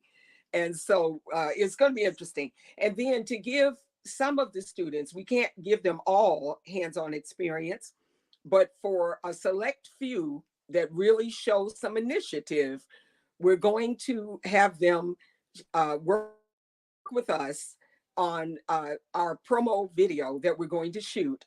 And that video is going to be about the Leeds Dunbar neighborhood, and also about the history of the jazz industry in Kansas City, and how that started and all of that. So it's going to be a very interesting project. And I think it will give students an opportunity to actually use equipment and see what it's like to be on a real professional set. That's going to be so exciting. And I know for a fact that there are lots of excited people here in Kansas City waiting for that workshop to start. So we're really going to be as we get closer, just feeling more and more excited about all the things that are going to transform in June. In your opinion, why is this workshop or ones like it needed in the industry? Does it fill a gap that exists right now? And how do these workshops help to fill that gap? Well, one thing, especially in Kansas City, it's going to be really critical because of the action by the lawmakers there in Missouri, who made sure that you guys have tax incentives now to offer to the film industry. And let me tell you, tax incentives make all the difference in the decision to shoot a certain film or project in a certain town, a certain state. And so what we want to do with this is a couple of things. One, we want to start a database of all the people who have completed the workshop, because when they finish, they will actually be qualified to get an entry-level job in the industry. So our goal is going to be to help the film offices and film commissions in Kansas City and in Missouri. We want to collaborate with them so that when projects come to town, the people who have completed our workshop will actually be in their database and would be notified, when a particular project is going to be shot there so that they can apply. So that's one of the goals. And the reason that this type of workshop is needed is because it's very expensive to get into schools like film schools like USC and UCLA here in California. Those are very expensive to go there. And now, if you're lucky enough to be able to do it, or you got a scholarship, then I would say do that if you can. But for most people, especially in states outside of California and New York and Atlanta, they aren't going to have that opportunity. And so that's one of the reasons we're really excited about being able to do it in Missouri, because you guys with these tax incentives, you're going to be attracting Hollywood studios there. Right. And we want our people to be the ones that get considered to be hired. And we know that these workshops are how they can get the information they need, and even some of the training that they're going to need to get those jobs. That is wonderful. I remember hearing an interview that you had where you were excited because you knew that you wanted to get into the film industry. You wanted to just be a part of it. You wanted to just get into the door some kind of way. Would you mind sharing with our audience that journey that you that led you to becoming to where you are right now? That very first thing that started and jump started your career. Well, the funny thing is, I was born and raised in Detroit, and they had no film industry, no entertainment industry, basically, other than Motown. And very few people were going to be lucky enough to get hired by them or to get a record deal or whatever. Although I did get approached by them at one time because I was a singer, and I thought that's what I wanted to do. So initially, I moved to LA with the idea of getting into the music business. But once I got here, and I went to a workshop that Quincy Jones' company was doing, and they started telling all the stories about the way the music industry works. And, I realized, I was like, this is not going to work for me, because I'm not willing to do all this stuff that they're talking about you're going to have to do to be in this business. And I would say to anybody who wants to be in the entertainment business, you need to really know yourself and be honest with yourself about what you're willing to do and what you're not willing to do to have a career. So anyway, I'll fast forward. I made the move to LA, and I think I had like a few $100s to my name. But I had a friend who helped me get established, at least helped me get an apartment and helped me get set up in LA. And I started out by just telling anybody I could run into that I wanted to get into the entertainment business. And what ended up happening was a friend of mine told me about a group of women. They were called Black Women's Network. And they said, you should join. And they said, it's not an entertainment industry thing, but at least it would help you start meeting people. So that's how I met this one lady who told me about a job that she'd heard of. And at that time, I was doing temp work. And I had found out that there were temp agencies that cater to the entertainment business. So you could go and get a job with them, sign up with them. You had to pass all these tests, of course. And then they would get you hired at like ABC and MGM and, all those different companies. And so that's what I was doing when I met this lady, and she told me about this one job, permanent job. And she said, it's on a game show. And she said, I think you would be a shoe-in to get that job. And it was just like in the office, production office.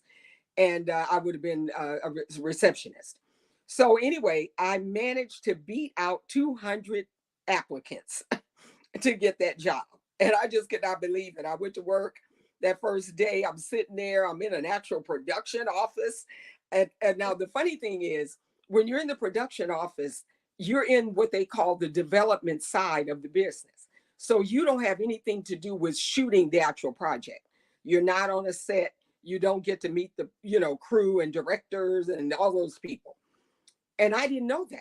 So I go to the office expecting that I'm going to be watching them film the show, So I had no idea. But anyway, I ended up becoming friends with the producer. He just took a liking to me. And one day he said, have you ever been on a set? And I said, no, I didn't even know what that was. So he invited me to come to the set. And that's the first time I actually saw people in production and met the crew and, watched all these people working and saw how the show was filmed. And I just couldn't believe it. I'm like, how come more Black people don't know about these jobs? So anyway, from there, I ended up learning so much about the business. And I ended up meeting more people who knew about, who work in the industry. And little by little, I decided this is what I want to do. Forget that music industry stuff. I'm gonna learn how to do one of these jobs. And so I didn't know anything about being a producer at that time, but because I was friends with this producer, I just started noticing what he was doing. And I was thinking, I could do that, but I didn't know how I was ever going to do it. So I'll fast forward again. I ended up trying to get a job at Disney. So I'm sitting in the office talking to the lady that's interviewing me. And she said, I think you're overqualified for this kind of job. Oh, my heart just sank. I was like, I need this job bad. What does she mean I'm overqualified? So anyway, I kept trying to talk her into it, to give me a shot. And finally, she looked at my resume again and she said, I see here you do reading, you volunteer at the library and you read stories for, to children. And I said, yeah. And then I'm thinking to myself, what has this got to do with the job?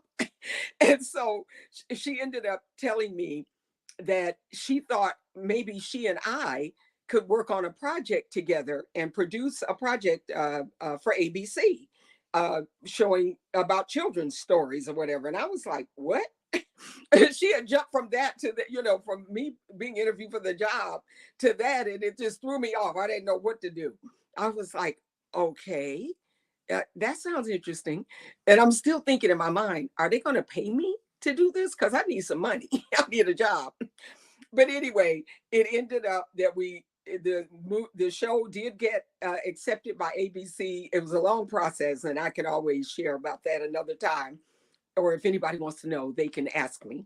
But that's what I ended up doing. She and I together ended up producing an animated special for ABC, and it was for the ABC Weekend Special, which was a major show at that time, hit show. And they ended up accepting the project, and they did pay me as a producer. And that's how I learned how to be a producer. And that was over 30 years ago. Just fascinating, Derez. The people listening to you today I know are getting so much out of this. I mean, when I first heard the name Derez Douglas, I did not know all the amazing things that you are doing, but so glad to get to know you and meet you and really consider you not only a friend, but a mentor because of all of the wonderful things that you're doing for women, for Black women in this industry, in film and television and and streaming, obviously that is a part of the whole equation as well. You're making a huge impact. We have a couple of minutes left, Derez. I know you wanted me to mention how people can get in touch with who are interested in participating in the workshop, and all people have to do is email creativecitykc@gmail.com, creativecitykc@gmail.com for more information about the workshop. Is there a final thing that you would like to say, Derez, as far as advice that you would give to filmmakers or and musicians who are wanting to enter into the industry and start a career? Oh yeah, I would love to share or close by saying, if you have a dream, don't let anybody talk you out of it. Don't worry about what other people say. In fact, I always tell people, don't even talk about the dream. Start working on making it happen. Learn what it's going to take. And because of the internet now, you can find out anything you want to know by Googling it or looking at YouTube videos. Once you find out what it is you want to do, start watching interviews of people who do those jobs so that you can hear their stories and find out how they did it. And then start making your plan for how you're going to do it, because it can be done. So I just want to encourage you, if you have a dream, pursue it. Or as Nike says, just do it. Just do it. That's right. That's right. Well, I love that. It's so important that people take risk. As I've gotten to know both you and Willie and learning about your stories and hearing about his stories, both of you took a risk. You had a dream, you had something that you aspired to do, and you took a risk and you went for it. So many people, I think, are struggling these days because they're inundated with messages telling them that they can't do it or that they're not good enough. Or telling them that they don't live in the right part of the country, or they don't have the right look or the right sound. And what I think what we're charged to do is to not only help people that want to be in the industry that we're in, but to also give them encouragement, to give them a sense of self-worth that they might not have had before. And sometimes those talents lead in this direction, and sometimes on the front stage in front of the camera, and then sometimes it's really you've got a better more talent maybe behind the scenes, and then you feel much more equipped and feel even better about yourself knowing that you're not succumbing to a lot of criticism and things of that nature because you're not in the space that you need to be in. So I really appreciate all of the things that you have mentioned as far as the risk that you're taking. Go for it, just do it, and also learning how to find yourself, being very acutely aware of who you are, and what and not allowing the outside noise to take over, right? Right. When it comes to I did want to make sure that I did get a couple of other questions in before we go here. How do you incorporate elements of mentorship, since we just touched on that, mentorship and guidance into the workshop that you did years ago and what you're planning on doing this June in Kansas City? Oh yeah, I definitely have mentored a lot of people over the years. And what I do is I like to mentor people who are serious about the industry, and who, even if they don't know what they want to do just yet, I always tell people that you can be a production assistant, which we call a PA. That's the entry level job in the industry. You can start out as a PA and work in different departments until you figure out what you want to do. And even some actors work in front of and behind the camera. And you can do that. And we will be addressing that. I forgot to mention that. We will be addressing acting and music and how that all ties in to the industry. So that's one of the things. But I like to mentor people that believe in what they want to do and they believe in themselves, and then I can help them. You really can't help a person who is doubtful, or they feel like they can't do it, or they don't have a good work ethic. You have to be determined.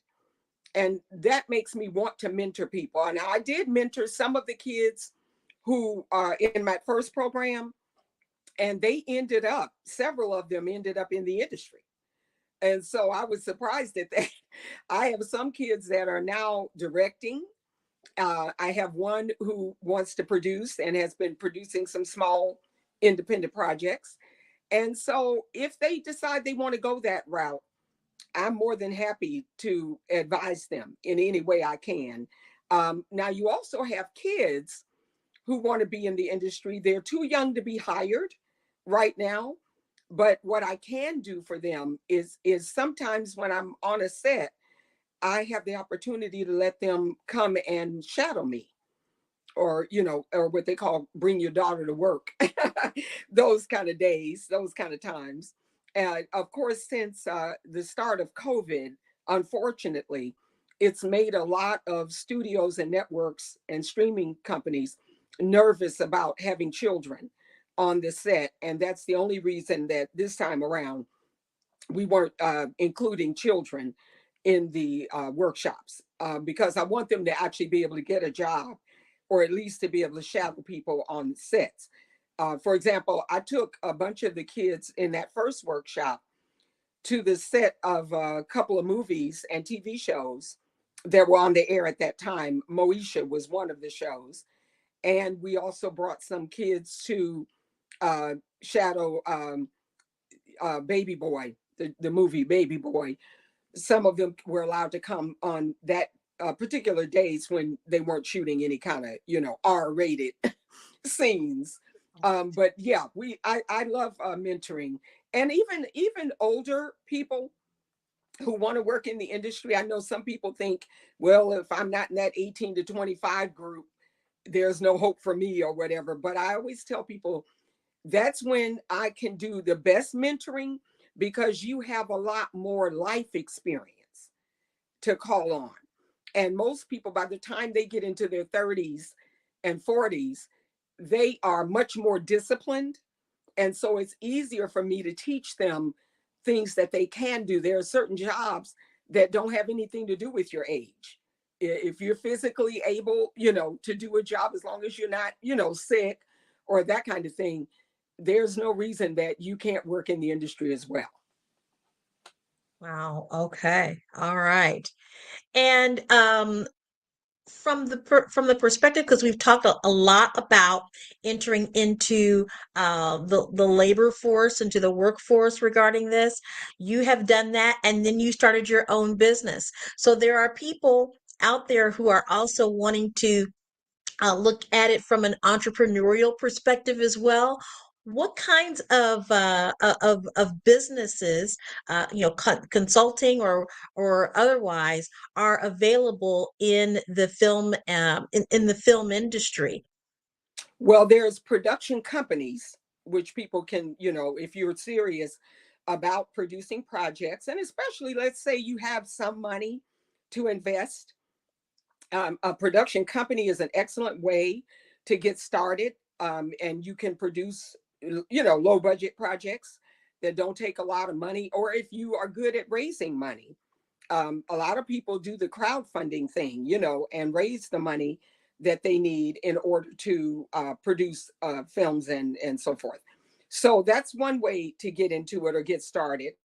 And then the other thing you can do is you can team up with other people who are doing projects or have projects, and the two of you can decide, or two or three, however many there are, can go into business together and do it that way.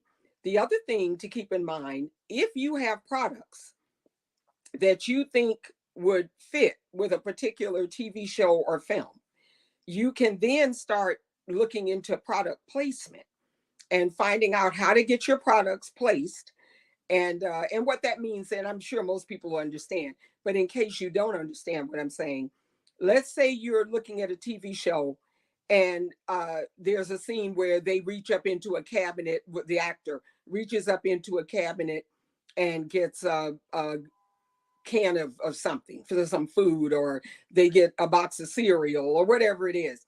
Or as you're looking around the room, in the room that they're in, there's art on the walls. All of that stuff had to be provided by somebody. So if you're an artist, then that may be a way for you to get your art into a TV show.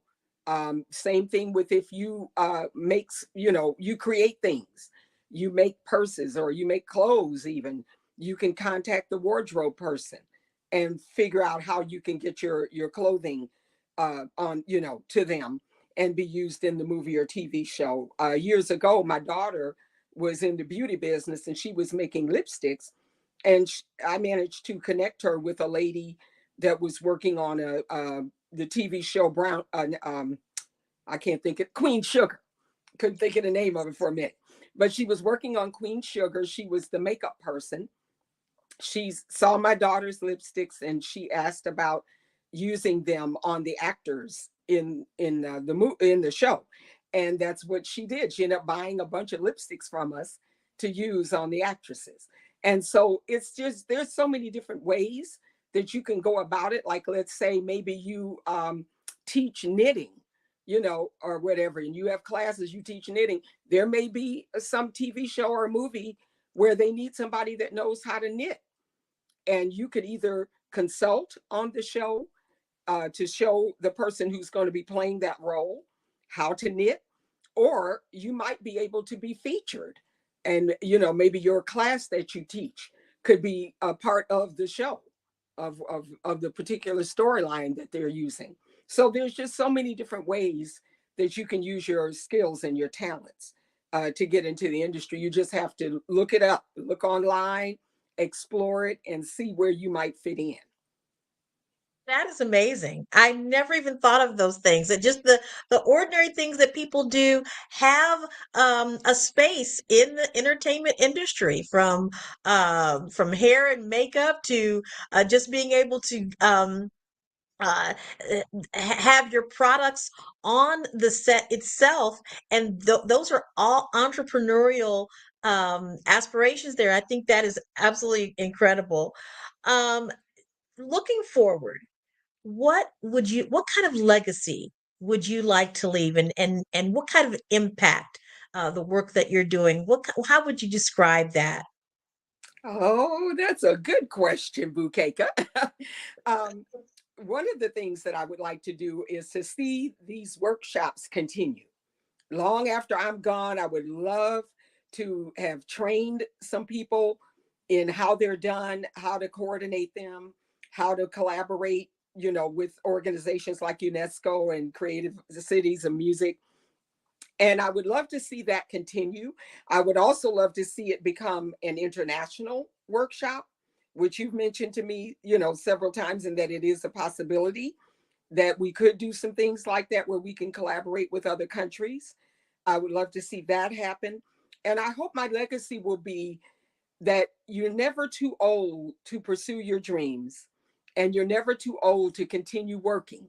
Work as long as you can. Don't ever quit. I hear people who say, "Oh, I'm looking forward to retiring," and all that. Retiring is not in my mind. I don't plan to retire. I'm going to work as long as I can, because you have so much knowledge that you can pass on. That's what I want my legacy to be, that I kept giving and giving and giving and helped somebody to be able to realize their dream. Wow.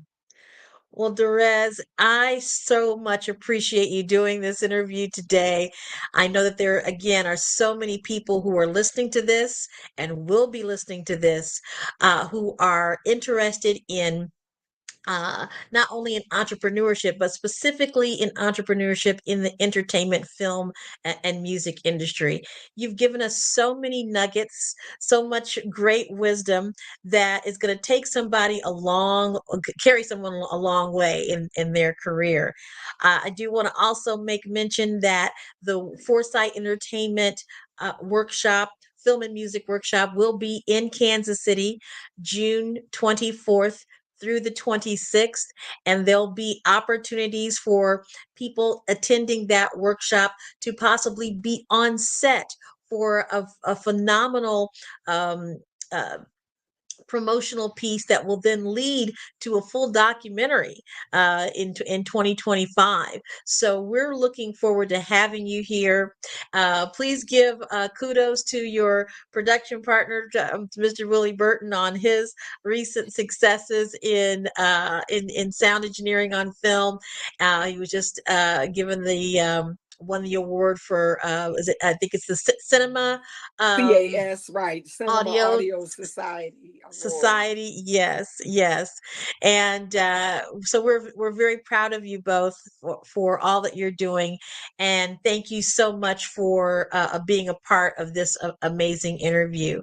We're also wanting to make sure that people know that if you are interested, go to email us at creativecitykc@gmail.com. That is creativecitykc@gmail.com. Again, Duress, thank you so much for the wonderful work that you're doing, and we do appreciate you so much for being a pioneer in this industry. Thank you, Bukeka. Thank you for having me. And I just love this show idea, Black Business Network. Yes. I'm just so pleased at what they're doing. And hope to meet Eric in person someday. But I loved your art. I'm glad I got to see that. Yes, he's a phenomenal artist, as well as a wonderful human being as well. Yeah. Yes. Oh, wow. It was just such great information. I feel so privileged to have been just part of this live experience. Thank you very much, Dorez. And thank you, Ms. Blakemore, for doing the fireside chat. Really appreciate it. Thank you for having me. Thank you for having us, Carrie. Have a great day. Yes. Genius is common. And I'll yes, see you. Is. Bye-bye, everyone. Good. Yes. Genius is common. And I'll see you on the other side. The Black Business Expo's mission is to raise the funds for high school seniors going to college or K-12 entrepreneurs. The expo is a fundraiser for students. You may go to www.blackbusinessexpousa.com to donate to the scholarship fund, or use the Cash App that is on the screen below, $BBXUSA. Our goal is to give laptops and up to $5,000 to 10 students. Students can register online at www.blackbusinessexpousa.com. That is www.blackbusinessexpousa.com. Every dollar counts. So we want to remind you to donate to the scholarship fund. We want to thank our Black Business Expo USA sponsors for February 2024.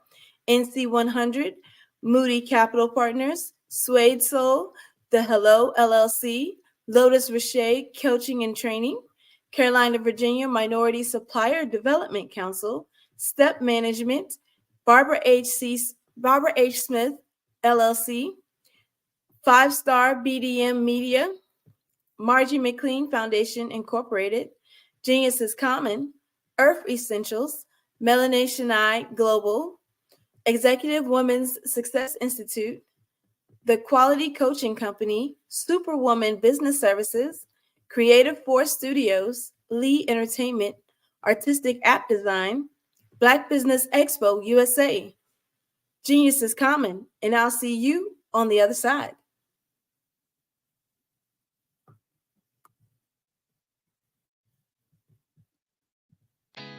Did you know women represent just 3% of Fortune 500 CEOs and less than 15% of corporate executives at top companies worldwide? Have you wondered what the secrets are to getting into the top ranks, whether in the private or public sector? Do you want to figure out how to stop being held back in your career or passed over for promotion? Then you're in the right place. Hi, I'm Dr. Madeline Ann Lewis, President and CEO of the Executive Women's Success Institute. I have decades of experience in the military, the federal government, and corporate America, and my mission is to help women succeed and tap into their full potential. I want to reach 1 million plus women around the world to become the leaders they are meant to be. So if you want to move into a management or executive level position, or maybe you are a female veteran transitioning out of the military into business entrepreneurship, then reach out to the Executive Women's Success Institute at 301-693-3284. Let us get you on the fast track to success.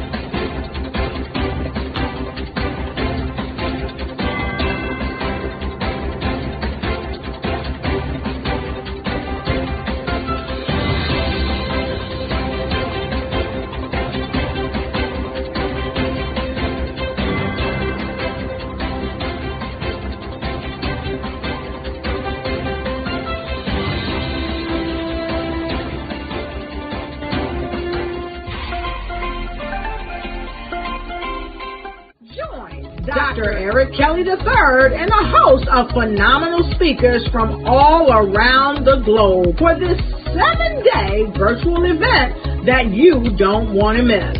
The mission of the Black Business Expo is to raise scholarship money from kids all the way from high school, all the way from college. The Black Business Olympics is one of the largest Black business showcases in the world. It is an opportunity for businesses and companies to showcase their businesses globally. We are going to be giving away laptops up to $5,000 away to students. Again, I'm Olivia Appleberry, the founder of 2 Cents Finance and one of the speakers for the expo. I am so excited to see you there. For more info, go to www.blackbusinessexpousa.com or call 919-308-9090 and hope to see you there. I am Black Business. From the moment I wake until the time I sleep. Yes, I am Black Business. I am Black Business. Tell me, are you Black Business? I am Black Business. Do you support Black businesses? Listen, I support Black business because I am Black Business. Black Business Expo, one of the largest business showcases in the history of Black business in the world. The world! Sign up today at www.blackbusinessexpousa.com or call 919-308-9090. I am Black Business. I am Black Business. From the moment I wake until the time I sleep, I am Black Business. I am Black Business. Are you Black Business? I am Black Business. Do you support Black businesses?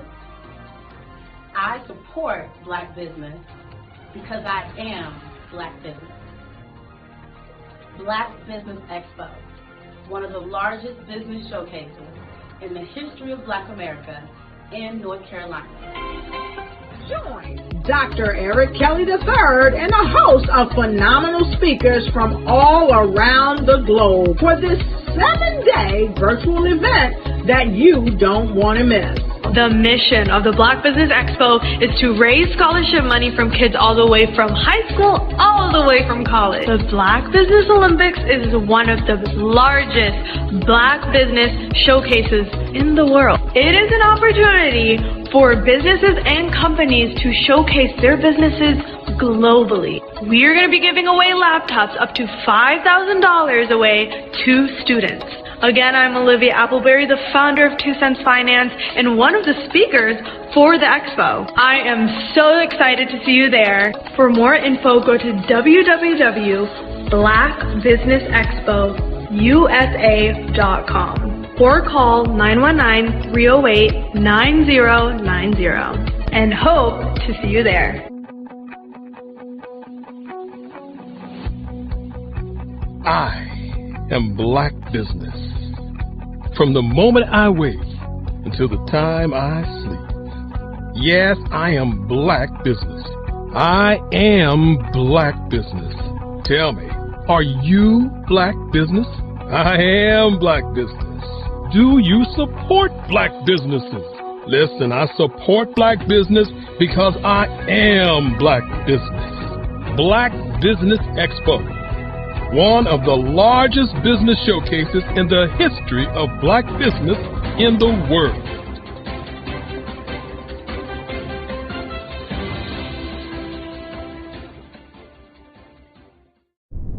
Hello, I am Dr. Eric Kelly III, the visionary strategist and founder of the Black Business Olympics.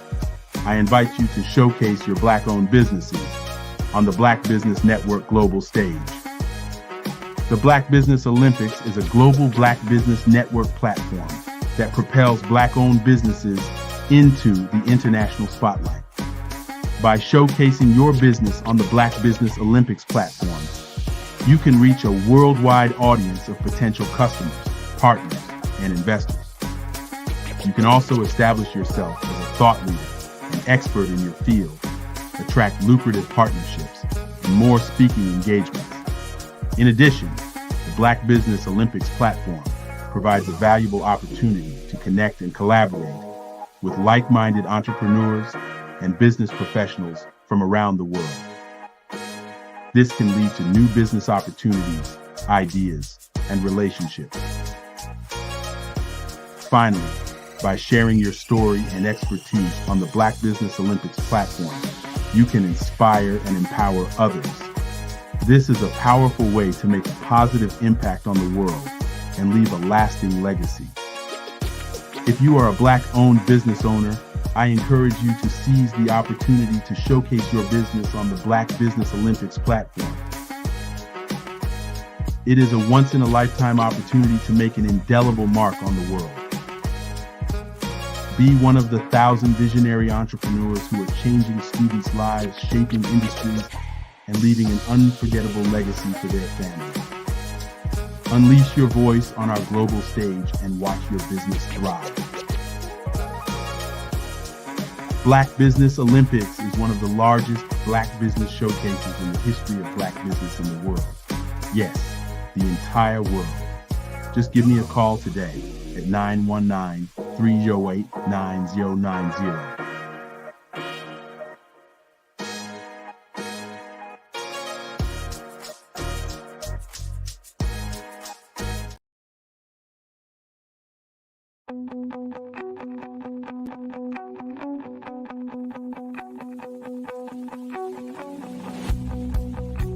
I am Black Business.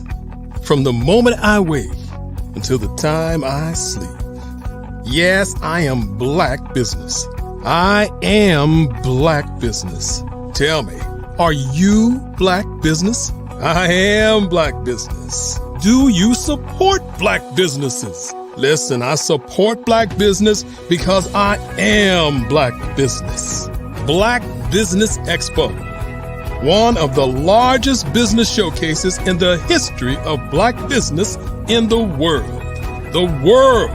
Sign up today at www.blackbusinessexpousa.com or call 919-308-9090. I am Black Business.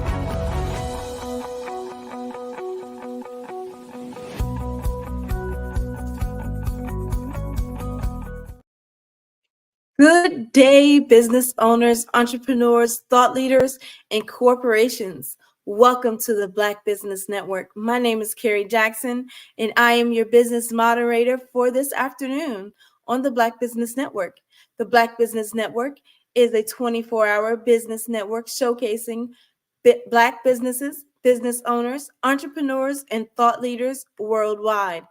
We have speakers from North Carolina, California, London, Singapore, Africa, Japan, and cities all over the United States. The Black Business Network is a global community sharing its business knowledge to empower, inspire, and educate businesses about business. Today's special guest is Bukeka Blakemore, whose passion is used to the power of her voice to promote self-worth and well-being. She has 30 years experience in the entertainment industry and has opened for entertainment and social activist icons such as Harry Belafonte, Maya Angelou, and Della Reese. She has also toured with R&B legend Oleta Adams. Ms. Blakemore is the co-founder of Fave Unite TV, an OTT streaming platform supporting content reflecting authentic narratives from Black and Brown people and indigenous cultures around the world. She is also the treasurer and deputy executive director of Creative City KC Incorporated. This organization's focal point is Kansas City, Missouri's designation as the only city of music in the United States under UNESCO Creative Cities Network. All right, Ms. Bukeka Blakemore. Hello, Carrie. Thank you so much for that beautiful introduction. Awesome. Appreciate you so much. Oh, thank you. Thank you. So can you share with us your journey and experience in the entertainment industry over the past 30 years? Well, yes, and it has been a wonderful experience. Very interesting, as the music industry is one of those. Um, it can be a very challenging industry, but entertainment as a whole, my journey began as a little girl. My mother taught me how to sing. She was a coloratura soprano and studied operatic performance and education, and she just kind of passed that little gene right over to me. Uh, and as soon as I was really able, as a teenager, to cultivate that skill, I started to get work. I was in bands during high school, and then as an adult, I started to perform on stage. Of course, with church, but also in jazz clubs in Kansas City. Ended up releasing 4 albums, and wanted to also create a way in which to inspire people. So I incorporated the entertainment aspect of it with education and training on various topics, and including helping women and individuals understand their self-worth. So that's the kind of the tour of or the way that I have basically utilized the entertainment industry, incorporating music and positive messages to share with audiences around the world. Okay. What inspired you to use your voice to promote self-worth and well-being? Well, it was the entertainment industry itself, particularly being a woman, a vocalist. I saw early on that women are often objectified, over sexualized in the entertainment industry. And so I really made a conscious choice at a very young age that that is not how I wanted to be perceived. I wanted to be perceived as an entertainer based on my talent, based on my ability to connect with audiences, and to stand in a real place of integrity. Um, so, and having chosen that route in this industry, it can really impact your worth. Because if the industry is telling you, well, we want you to wear that dress a little bit tighter, or we want you to lose a little bit more weight, or to do this to your face, your hair, or all of those outer things can make you have a sense of not feeling worthy, of feeling less than. And so my message, a lot of my music was not only therapeutic for me, but it was also something that audiences could really appreciate. And knowing that so many young girls are still in that same situation is troubling. When you look at women in music these days, only 3.8% are actually doing the production work, the things that are behind the scenes to make that outer product one that audiences want to watch. And, I don't, I will put it like this. I often make sure that when it comes to supporting women in business, that I'm giving lots of positive information.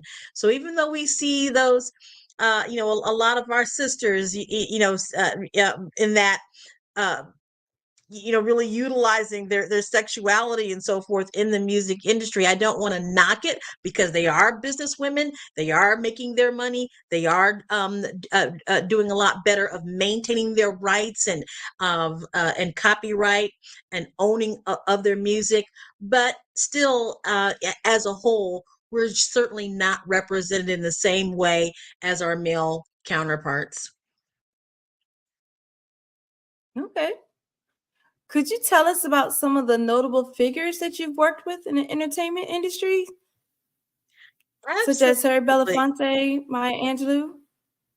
Yes, absolutely, absolutely. These are names that probably some of our younger audiences don't necessarily remember, but I really want them to. For example, and I would think that no matter what, people know who Maya Angelou is. Her presence was just majestic, absolutely majestic. Very tall woman, and that deep voice so commanded your attention. So when I had the chance to meet her, it was to open up for her when she was getting ready to do a keynote speech. And basically, a lot of her words were coming from the books that she had written, and her life experiences. In being able to open up for her, I had the chance to bring my mother along, and so both of us had a chance to sing a couple of songs before she began to speak, and she was thrilled. Also, Wow. Harry Belafonte, another, just a huge important figure in Black American history, who has recently passed away. All the youthful clips that you've seen of him in those older black and white movies, he never changed. I'm telling you, he looked the same, decades later, and such a friendly man, such an encouraging man. I had the chance also to tour with Olita Adams. And if you're not familiar, if the audience isn't familiar with Olita Adams, she is the person that really made the song "Get Here If You Can" an iconic song in American culture. And touring with her was just an absolutely delight. She just like, you're going on the road, going on vacation with your big sister in my case. So yeah, these people in our history, in our African American history, are just as majestic as they seem, as they are, as they are owed that type of status, and at the same time they're just as humble and beautiful on the inside. Wow. So, how did your experience touring with the R&B legend Olita Adams influence your approach to music and storytelling? Oh my gosh, I tell you, she is just a master of that. How that inspired me. One, we toured the Netherlands. And it was one of the first experiences that I had being out of the country for an extended amount of time and watching her be able to connect with audiences that are global audiences was a huge lesson to just watch and watch her do the work. Obviously they love her still, not just because of her music, but because of the way that she's able to connect with audiences and have personal stories about the times that she was there before. All of those things make a big difference in how you connect with audiences. So she really taught a lot about that. She also taught me a lot about the business, a lot about the business, the things that you need to be prepared for when you're traveling, such as visas and work visas, and how long you stay in a particular country, how to manage your money, make sure that you're keeping a portion of that to save for the next opportunity that you have. So, music is a business, and though you're on stage and you're performing, you're still an entrepreneur, and you're looking to make sure that you can track your revenue and manage your money and invest in that in that next experience. And she was a master and is a master at that. Oh, wow. That sounds like a lot of great information and great inspiration. As the co-founder of Fave Unite TV, could you elaborate on the mission and goals of the platform? Absolutely. Fave Unite TV is one that came from the the desire to really help others. You get to a point in your career where you're like, you've done great things. Now you got to help people. You got to help people get there. And so for content creators, for artists, that's important because there are so many creative people out there, but it's hard for them to find a home. We can do lots of things on different platforms, but to be seen is also another challenge. So, our aim is to work with content creators, those are our artists, to help them be seen, to have their work be to have their creative content be a part of a platform that's going to help them in their marketing, in their messaging.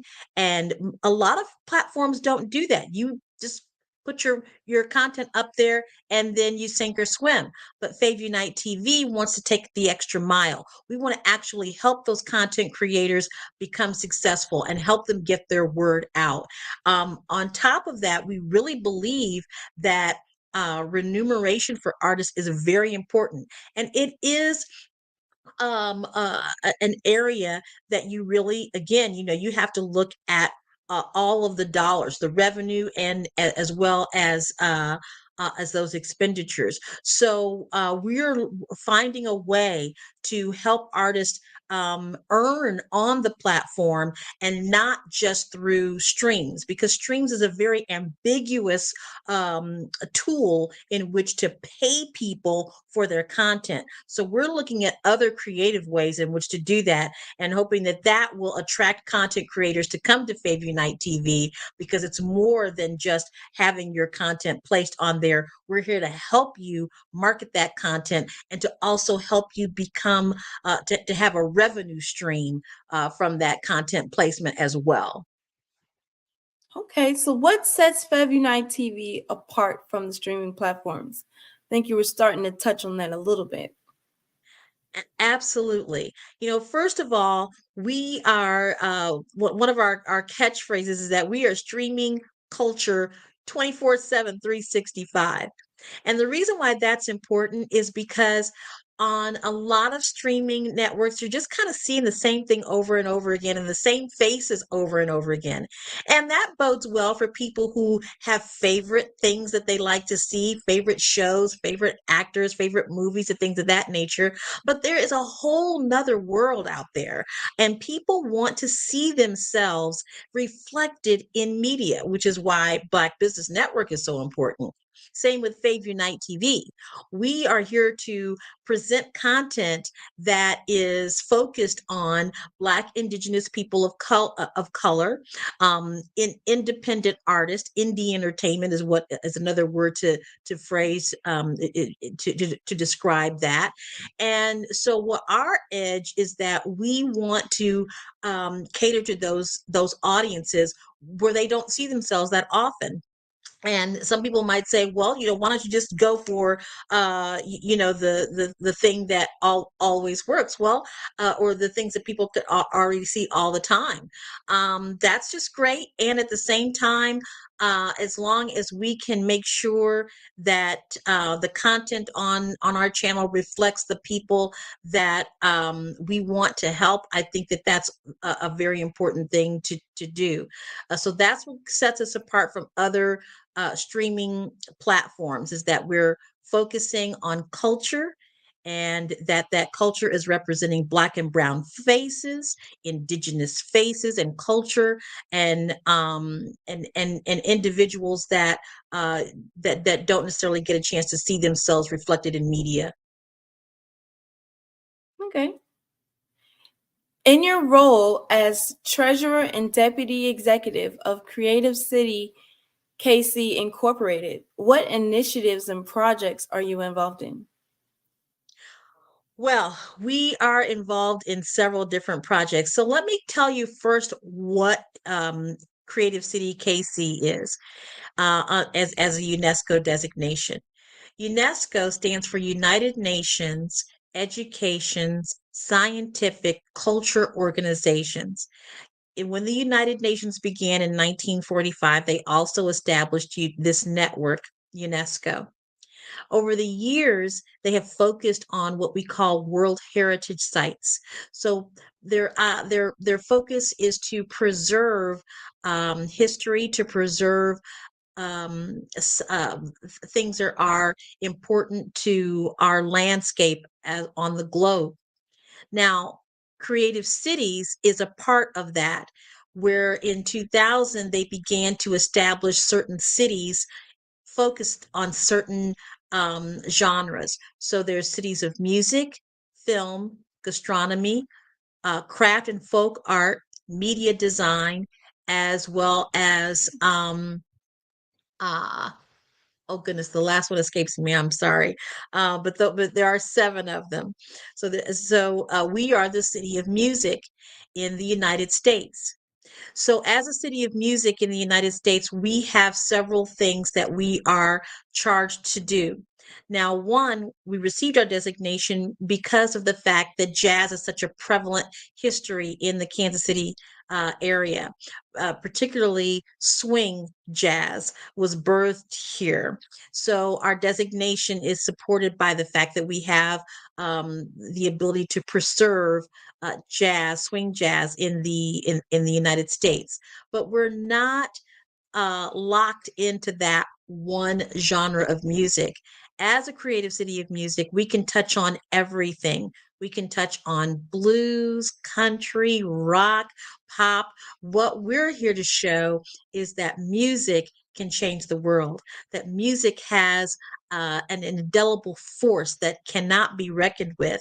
And so we showcase artists. We send artists to other parts of the world that they might not have been able to go to. We bring in other artists to the Kansas City area that are particularly interested in learning more about jazz.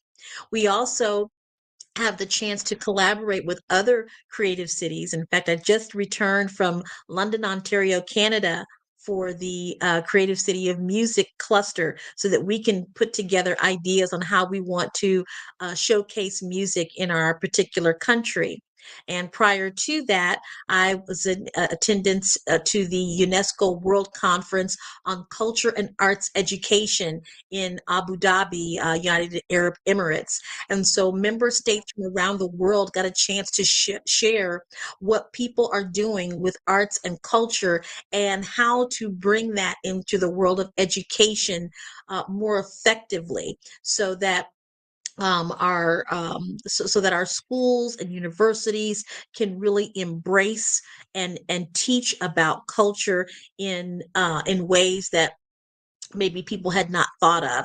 So it's an amazing organization to be a part of, and the work that we're doing is meant to leave a legacy for generations and generations to come.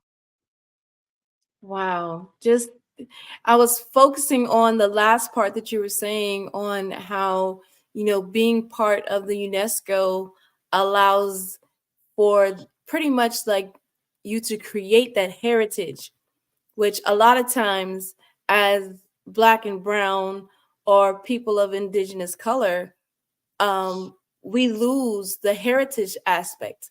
Like it becomes part of the culture, and then we lose the heritage that comes along with that.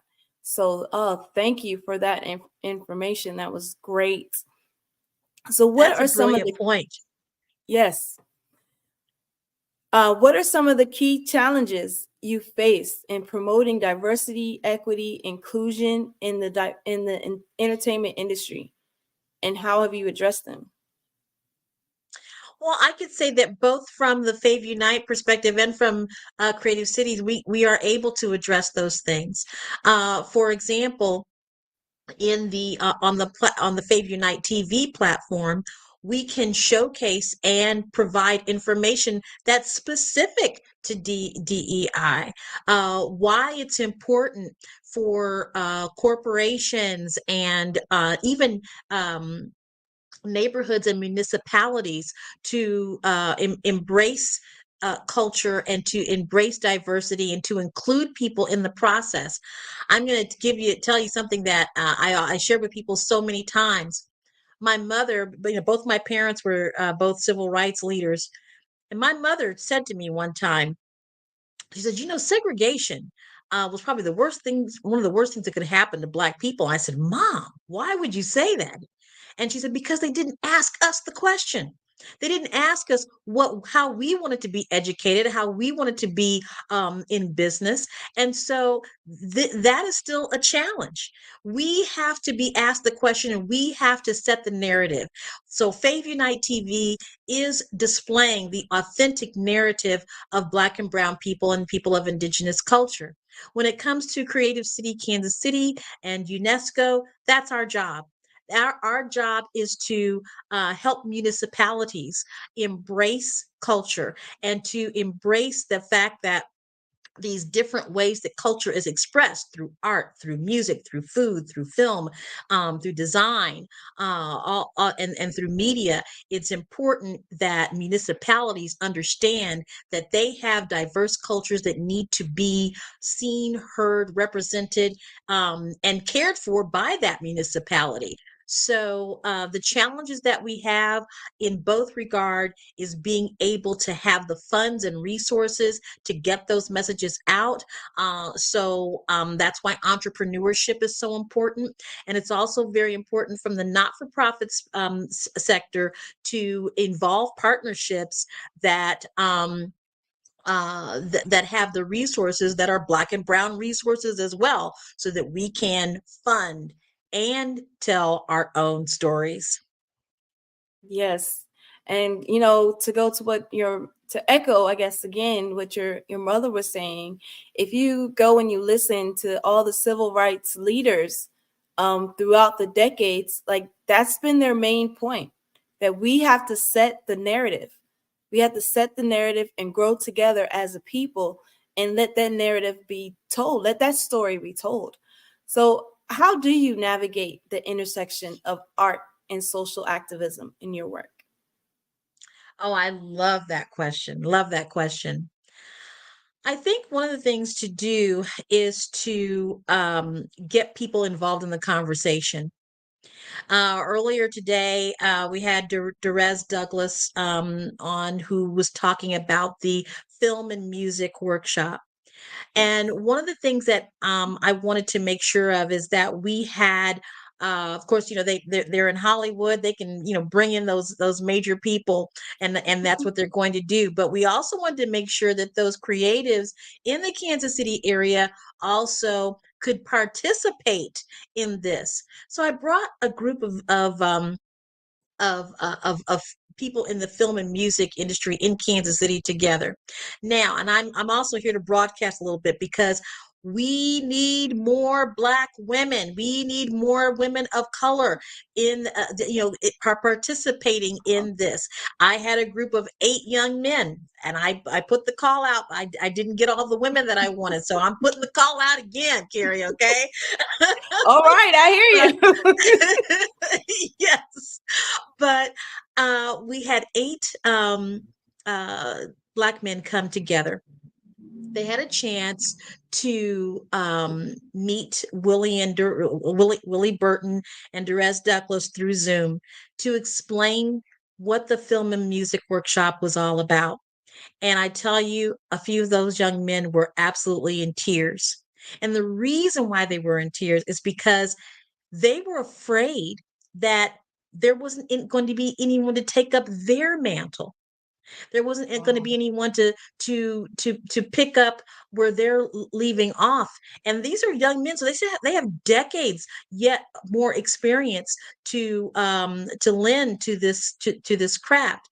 So I think one of the biggest challenges is, particularly in our community, is to really pay attention to see what's out there and then take advantage of it. For goodness sake, take advantage of it. In this particular case, this is a free workshop. We're not asking anybody to pay for this. So even though we do have a limited number of seats, it's still free information that you're getting from people that are icons in the industry. So that's one of the challenges. The other challenge is not being able to really have a database of individuals that need this information. So from both the perspective of having a channel for which people can subscribe, we are now able to give them information that that they would want, from a newsletter or on a monthly, basis. Same for Creative City, Kansas City.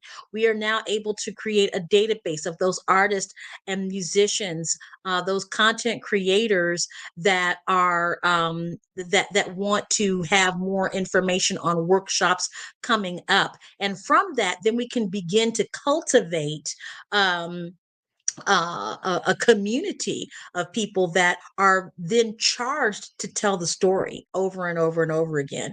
We're right now in a time in our American history where they're literally wanting to remove us from the history books, as if we had just shown up here out of the blue.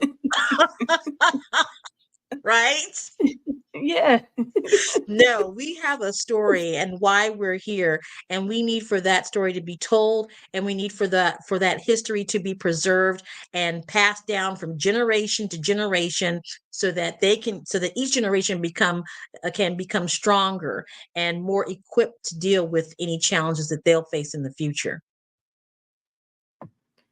What advice do you have for an aspiring content creators looking to showcase their work on the platforms like Fave Unite TV, or to come to the Creative Cities Network workshop event? Absolutely. Well, the first thing is, and this goes without saying, you really need to know your craft. Okay. We're not expecting for people to be completely polished experts, okay? Because they're going to grow. People are going to grow and learn how to do the craft that they're in, myself included. when I first started out as a singer, I'm grateful that I had some raw talent, but it really still needed to be polished.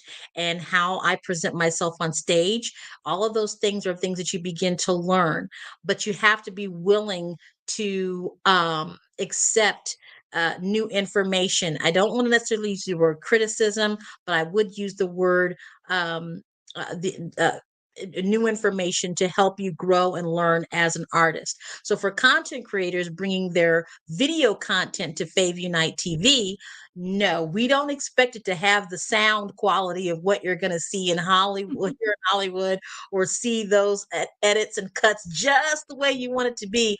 But have it so that you're at a point where it can convey the message or do a good job of showing the content that you want your audience to see.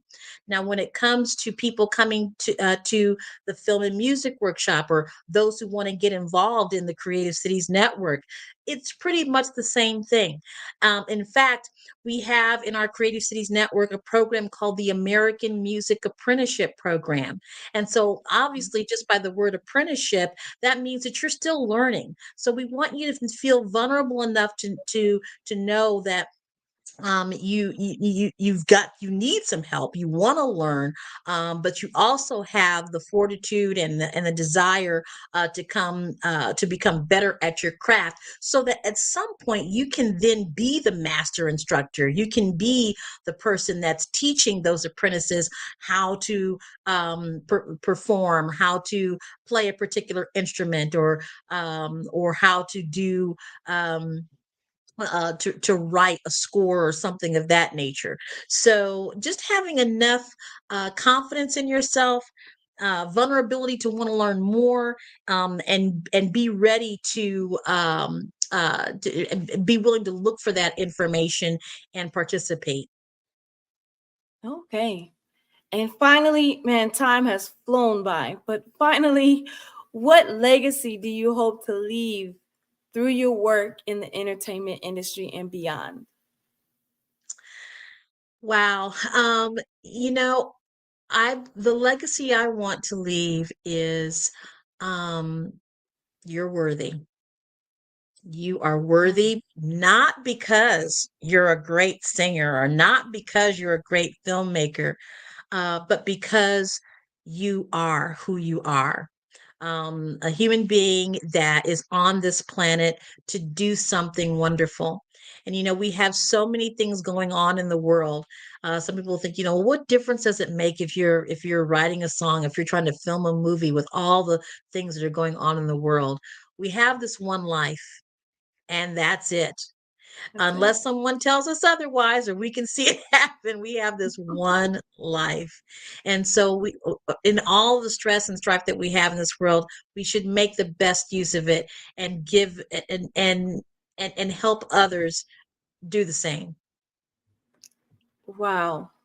Well, thank you, Ms. Blakemore, for all of your expertise. And man, just a dynamic conversation. I wish we had more time.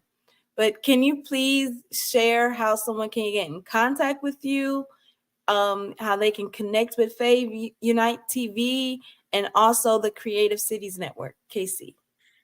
Absolutely. So if you have specific interest on becoming a content creator of Fave Unite TV, feel free to email me at info@faveunitetv.com. That's info@faveunitetv.com. And I would say, just for the Creative City Network, feel free to email creativecitykc@gmail.com. creativecitykc@gmail.com. Well, thank you again, Ms. Blakemore, for your time. And it has been a pleasure. Genius is common, and I'll see you on the other side. Thank you so much. The Black Business Expo's mission is to raise funds for high school seniors going to college or K-12 entrepreneurs. The Expo is a fundraiser for students. You may go to www.blackbusinessexpousa.com to donate to the scholarship fund, or use the Cash App that is on the screen below, $BBX USA. Our goal is to give laptops and up to $5,000 to 10 students. Students can register at www.blackbusinessexpousa.com. That is www.blackbusinessexpousa.com. Every dollar counts, so we want to remind you to donate to the scholarship fund. We want to thank our Black Business Expo sponsors for February 2024. NC100, Moody Capital Partners, Suede Soul, The Hello LLC, Lotus Richey Coaching and Training, Carolina, Virginia Minority Supplier Development Council, Step Management, Barbara H. Smith LLC, 5-Star BDM Media, Margie McLean Foundation Incorporated, Genius is Common, Earth Essentials, Melanie Shania Global, Executive Women's Success Institute, The Quality Coaching Company, Superwoman Business Services, Creative Force Studios, Lee Entertainment, Artistic App Design, and Black Business Expo USA. Genius is Common, and I'll see you on the other side.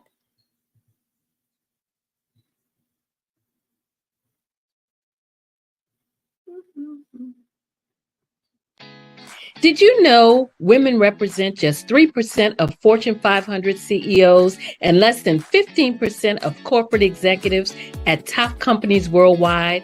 Have you wondered what the secrets are to getting into the top ranks, whether in the private or public sector? Do you want to figure out how to stop being held back in your career or passed over for promotion? Then you're in the right place. Hi, I'm Dr. Madeline Ann Lewis, President and CEO of the Executive Women's Success Institute. I have decades of experience in the military, the federal government, and corporate America, and my mission is to help women succeed and tap into their full potential. I want to reach 1 million plus women around the world to become the leaders they are meant to be. So if you want to move into a management or executive level position, or maybe you are a female veteran transitioning out of the military into business entrepreneurship, then reach out to the Executive Women's Success Institute at 301-693-3284. Let us get you on the fast track to success.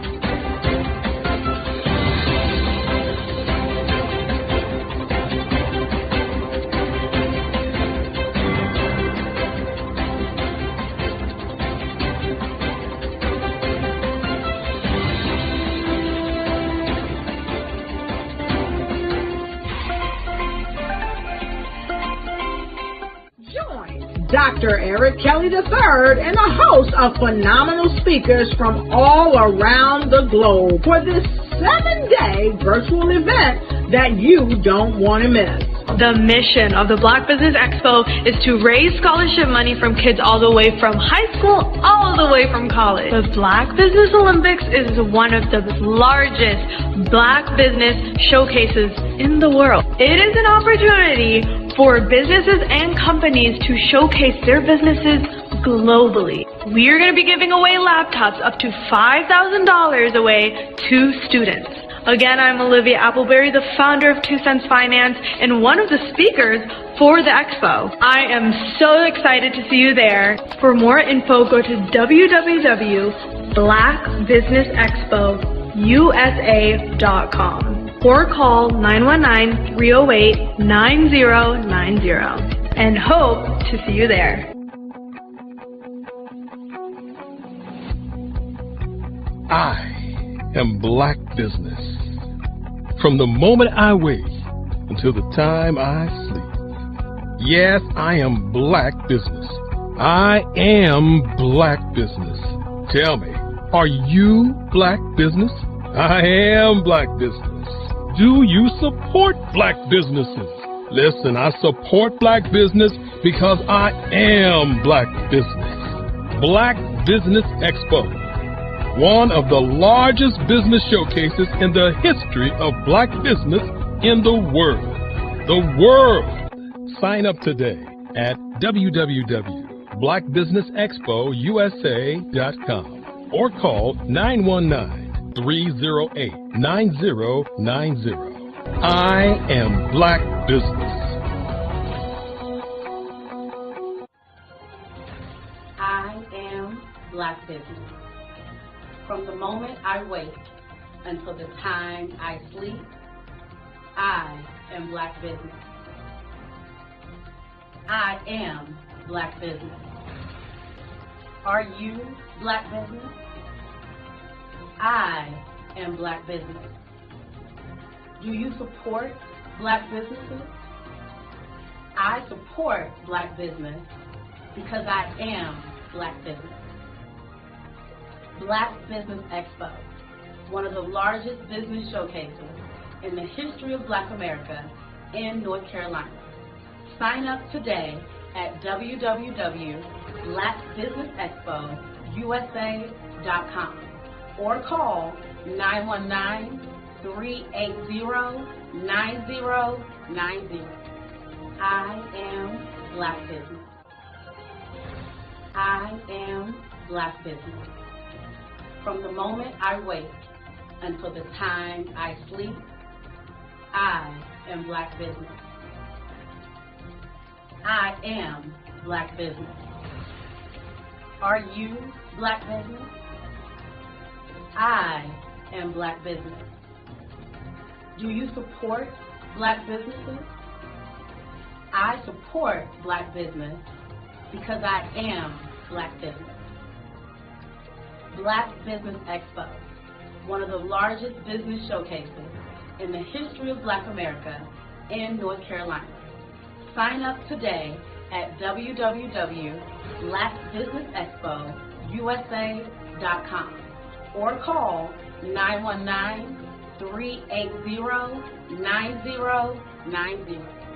I am Black business. I am Black business. From the moment I wake until the time I sleep, I am Black business. I am Black business. Are you Black business? I am Black business. Do you support Black businesses? I support Black business because I am Black business. Black Business Expo, one of the largest business showcases in the history of Black America in North Carolina. Sign up today at www.blackbusinessexpousa.com or call 919-380-9090. I am Black business. Join Dr. Eric Kelly III and a host of phenomenal speakers from all around the globe for this 7-day virtual event that you don't want to miss. The mission of the Black Business Expo is to raise scholarship money from kids all the way from high school, all the way from college. The Black Business Olympics is one of the largest Black business showcases in the world. It is an opportunity for businesses and companies to showcase their businesses globally. We are going to be giving away laptops up to $5,000 away to students. Again, I'm Olivia Appleberry, the founder of 2 Cents Finance and one of the speakers for the expo. I am so excited to see you there. For more info, go to www.blackbusinessexpousa.com or call 919-308-9090 and hope to see you there.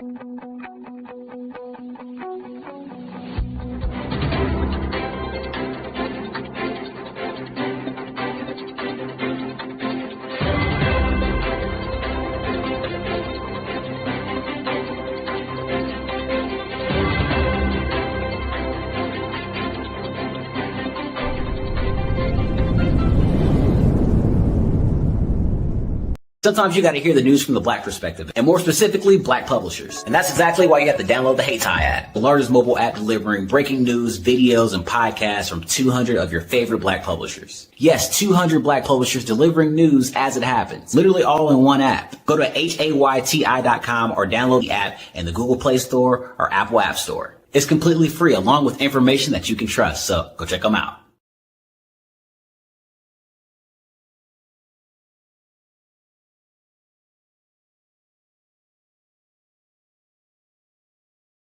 Hello, ladies and gentlemen. Allow me to introduce myself. My name is Tara Bush, and I am the co-founder and COO of the Hello LLC, where our mantra is helping everyone live life optimally. And more importantly, helping entrepreneurs leverage leading-edge optimizations. We help businesses build, brand, automate, and pivot into the future.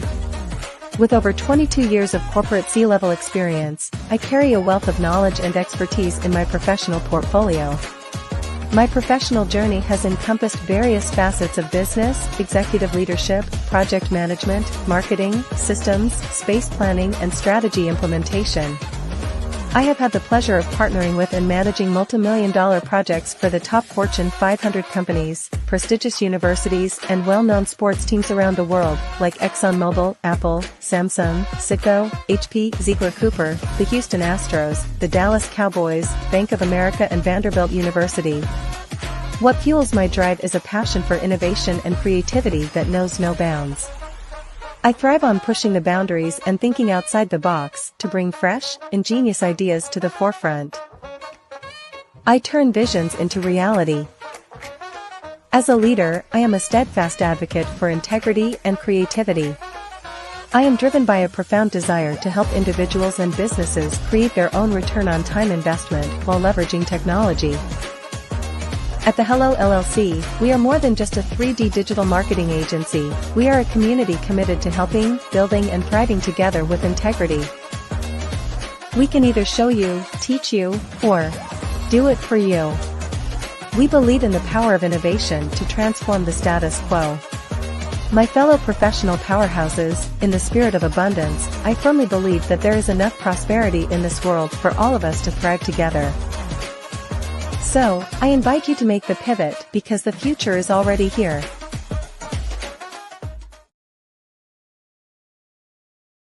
I'm Ramon Ray, founder of Smart Hustle Magazine and smallbiztechnology.com.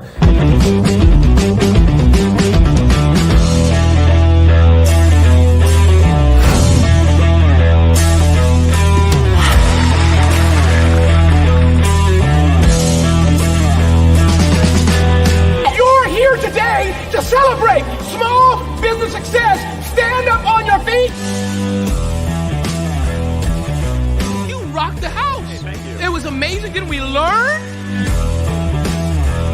For me, success comes from failure. One thing not to do is shake somebody's hand like this.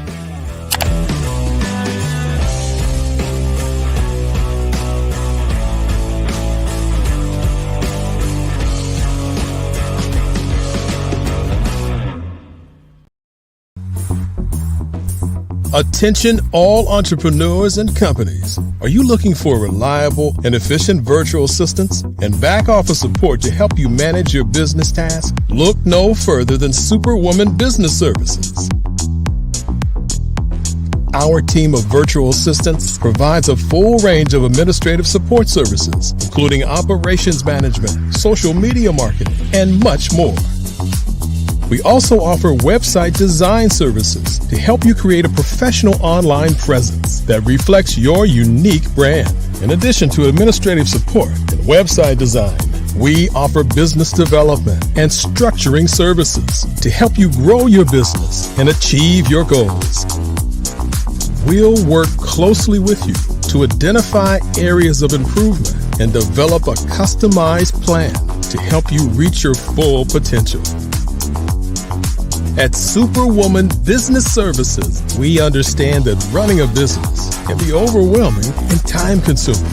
That's why we're here to help you fly high and achieve success. Our virtual assistants are highly skilled, experienced, and dedicated to providing you with the support you need to thrive. Come fly with us and take your business to new heights. Let us help you become the superhero entrepreneur you are meant to be.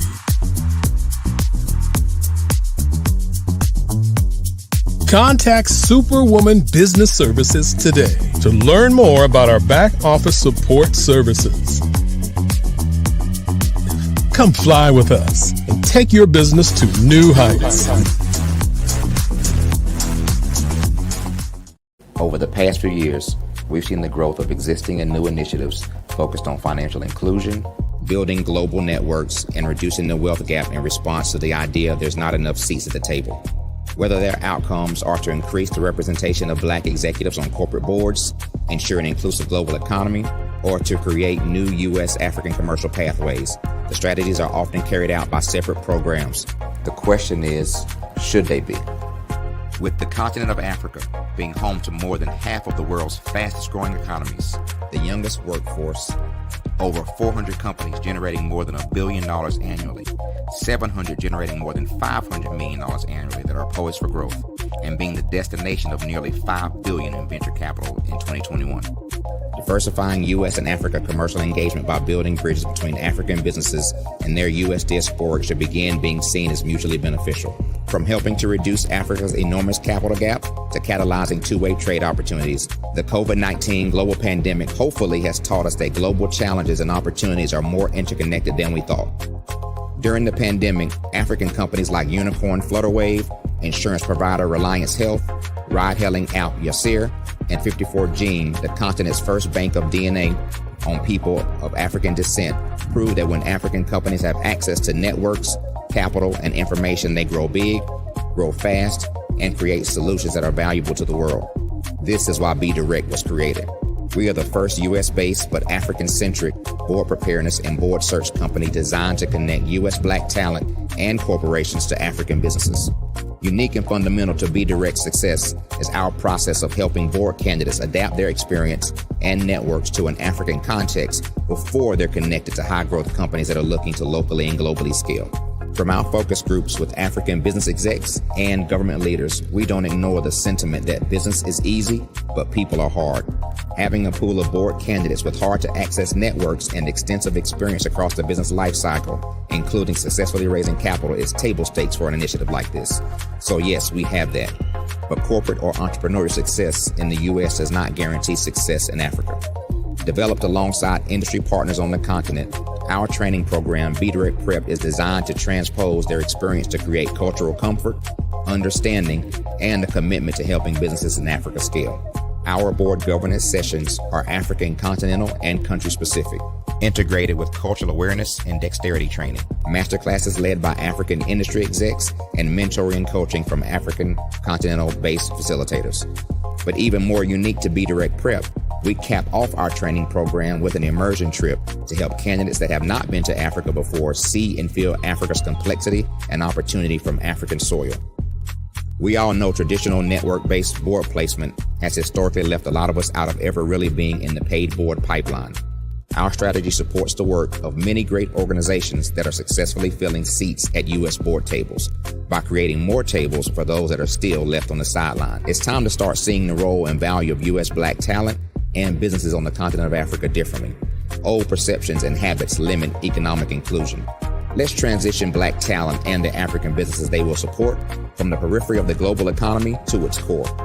Living in a global lockdown, we all know now how fast local and global economies can change, and see the value of having businesses that hire, strengthen local value chains, and even grow globally.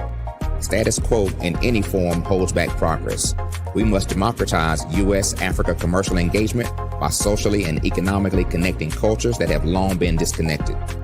It's time for Africa's U.S. diaspora to redefine their global value by helping African businesses scale continentally and globally.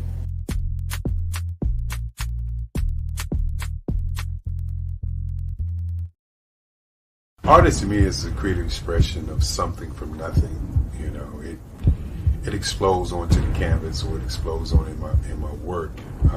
One of the things that I try to do more than anything is I try to just give the lines and the movements and emotions and expressions into what I do. Art really means to me a chance to express how I feel deep down inside.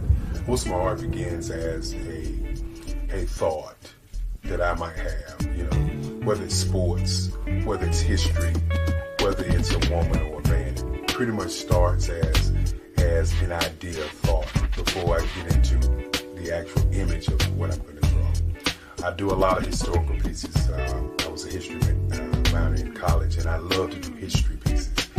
And a lot of times I'm thinking about history, and then I try to make that history impact you as you look at it. That's one of the reasons I do pictures so large. People ask me, why do I do the pictures so big? And I tell them, I want the piece to impact them as they're looking at it, to kind of dominate them, dominate their space. And most of my pieces I try to do off page. I don't try to do anything that's going to be in those four corners or in a square. And I want your imagination to be a part of the piece that you're looking at.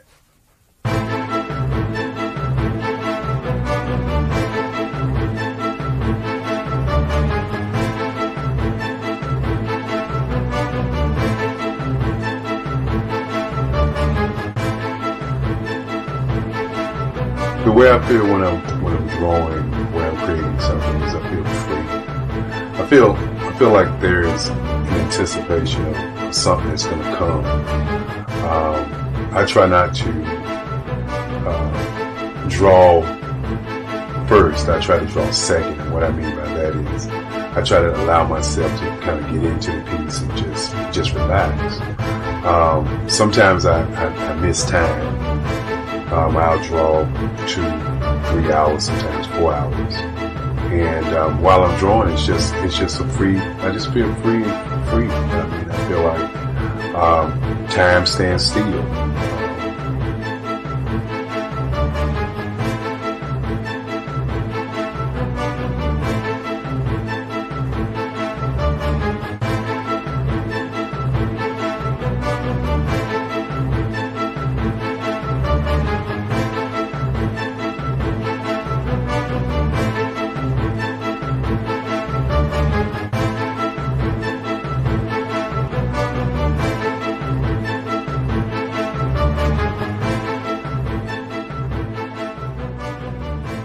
That's what it's all about in terms of the lines and the colors of my work, is to get an expression, to go deeper and past just what you see on the surface, but to go in and try to find an expression that everybody gets a different taste of what that expression is, whether it's anger or whether it's being happy or whether it's being, kind of calm or nonchalant.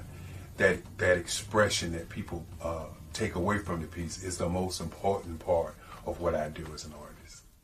Bold is the size of my pieces, where I try to do the piece larger than life, to kind of push forward toward you. That's what the boldness is all about. It's not so much about the lines, it's about the size.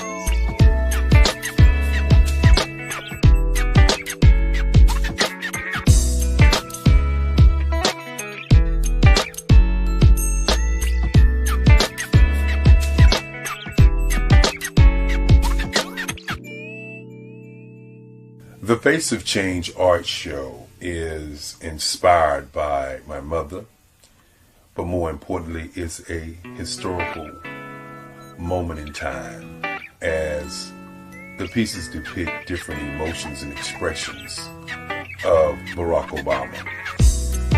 The 44th president is indicative of the 44 pieces of art that I have done in this particular collection. When you begin to think about expressions and portraits, this is a portrait gallery of expressions of what transpired as Barack Obama ran for office. Some of the pictures are abstract and some are expressionistic. And I combine both of those forms of art create this collection of art pieces.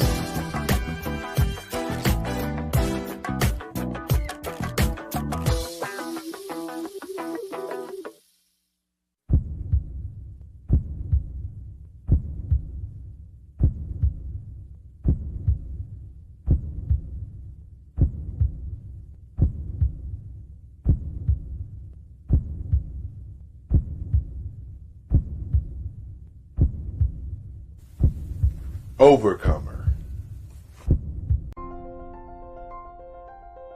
What if you could build your own city? A place where every child can find nurturing people to help them achieve their full potential. A place where every adult can access job training support, where health education is abundant, where social justice ruled the land. A place without limitations.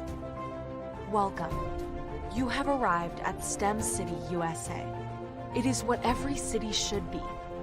A safe and trusted community where you find people and resources to help you become everything you are and beyond. STEM City is unlike anything you have ever experienced. It is a digital twin of the world around you, only better. STEM City is about energy and soul renewal. It is more than a digital world. You can almost feel the power of live cultural events, music, and theater. STEM City promises a better future for children with caring mentors and hands-on activities with dedicated tutors to support our youth. STEM City is your passport to a healthy lifestyle with weekly events addressing our community's many issues. STEM City is your financial well-being with helpful information on wealth management, career advancement, job training, and so much more. STEM City is the community you deserve. It is the city where your dreams can come true. STEM City USA, a place in the sky that is accessible to all who reach for the stars.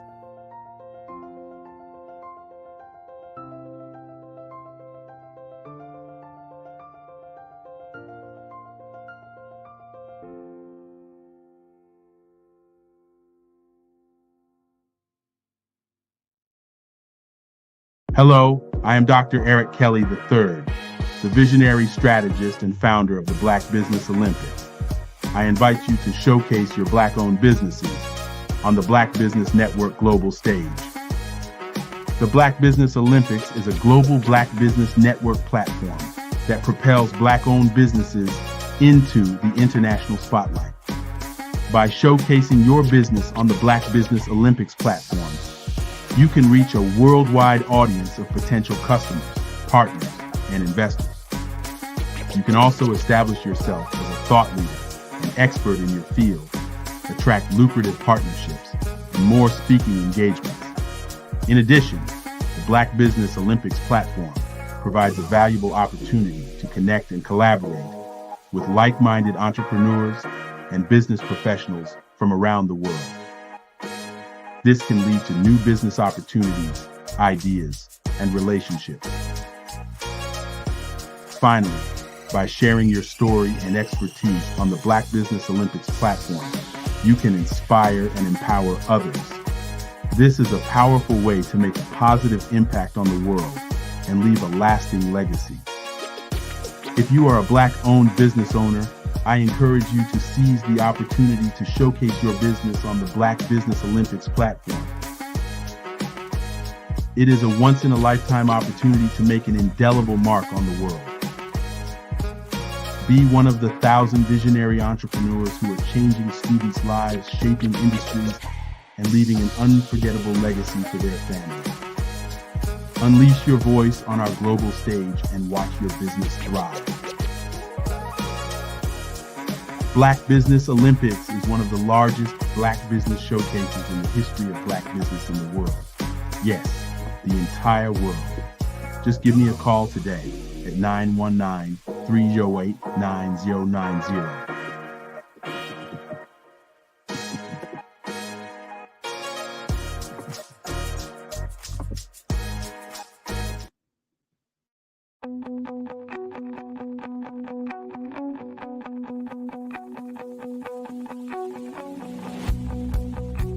I am Black Business.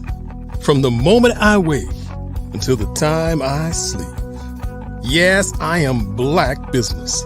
I am Black Business. Tell me, are you Black Business? I am Black Business. Do you support Black businesses? Listen, I support Black business because I am Black Business. Black Business Expo, one of the largest business showcases in the history of Black business in the world. The world! Sign up today at www.blackbusinessexpousa.com or call 919-308-9090. I am Black Business.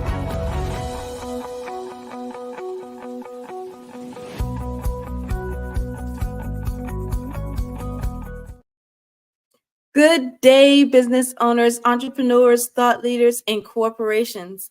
Welcome to the Black Business Network. My name is Carrie Jackson, and I am your business moderator for this afternoon on the Black Business Network. The Black Business Network is a 24-hour business network showcasing Black businesses, business owners, entrepreneurs, and thought leaders worldwide. We have speakers from North Carolina, California, Alabama, London, Singapore, Africa, Japan, and cities all over the United States. The Black Business Network is a global community showing its business knowledge to empower, inspire, and educate businesses about business. Our next speaker, Ms. Jacqueline Jones, is a Tuskegee University alumni and now the founder and CEO of Beautiful Blessings in Motion Incorporated. Naturally embodying the philosophy and life practice of basic principles of social work, her dedication to public service and the well-being of others has afforded her a wealth of experience, of which she uses to encourage and bolster others along their life's journey. As a therapeutic life coach, helping individuals and groups in life-shifting sessions are just a couple of methods that she used to assist people in navigating life challenges. She believes in transparency and uses her life experience as a blessings in motion to help individuals to create change in themselves and aid others in transforming their lives to maximize their true potential.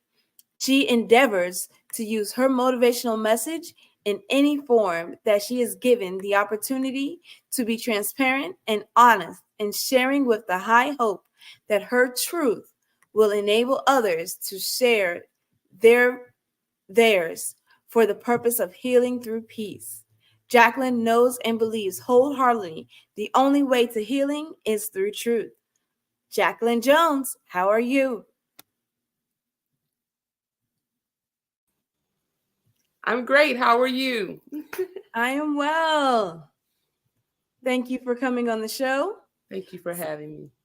So what inspired you to pursue your career in social work and mental health advocacy?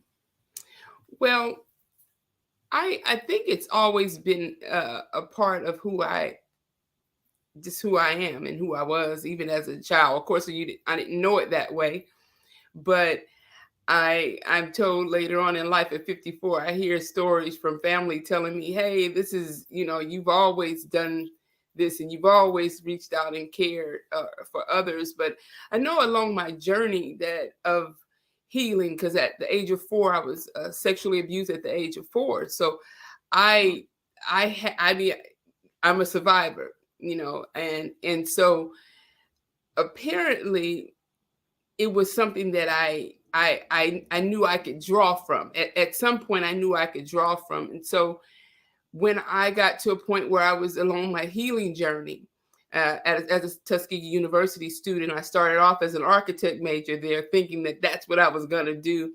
And I found that was a very isolating type of a career. But my mom suggested social work. And I ended up going the social work route, but on that route, I recognized that I didn't want to do it the way in which other people were doing it. Like I didn't want to be a child welfare worker. I didn't want to do those type things, but I had always spoke about wanting to work in a private corporations and working with the employees or some kind of way that way, but and helping people individually, but not in the counseling way.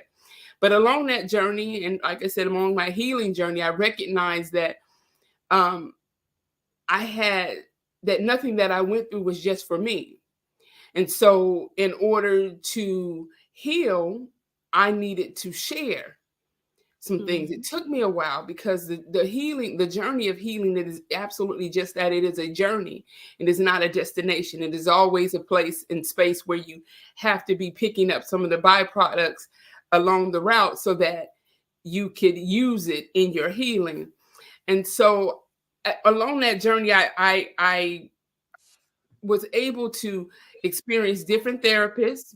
I found out about, and I was able to learn what I needed, what I wished I had in a therapist, what I learned along the therapy journey. And that led me to know that there's something in between getting to traditional therapy and healing. So life coaching is something that came along. It's not that old of a profession. And so when it came along, I knew that this is what I was speaking about when I was in school, that this is what was needed. And so I consider myself that gap.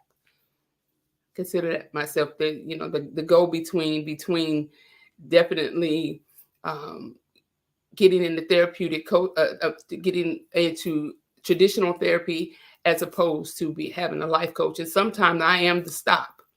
And other times I am the one who gives permission to go ahead and make that next leap. You can have both. Yeah. So I hope that answers the question and not too much, but yes. No, you're great. So please tell us about Beautiful Blessings in Motion Incorporated. So the way the nonprofit came about is that I recognized that there were people who needed to be able to access what it is I do, but they didn't have the funds to do such.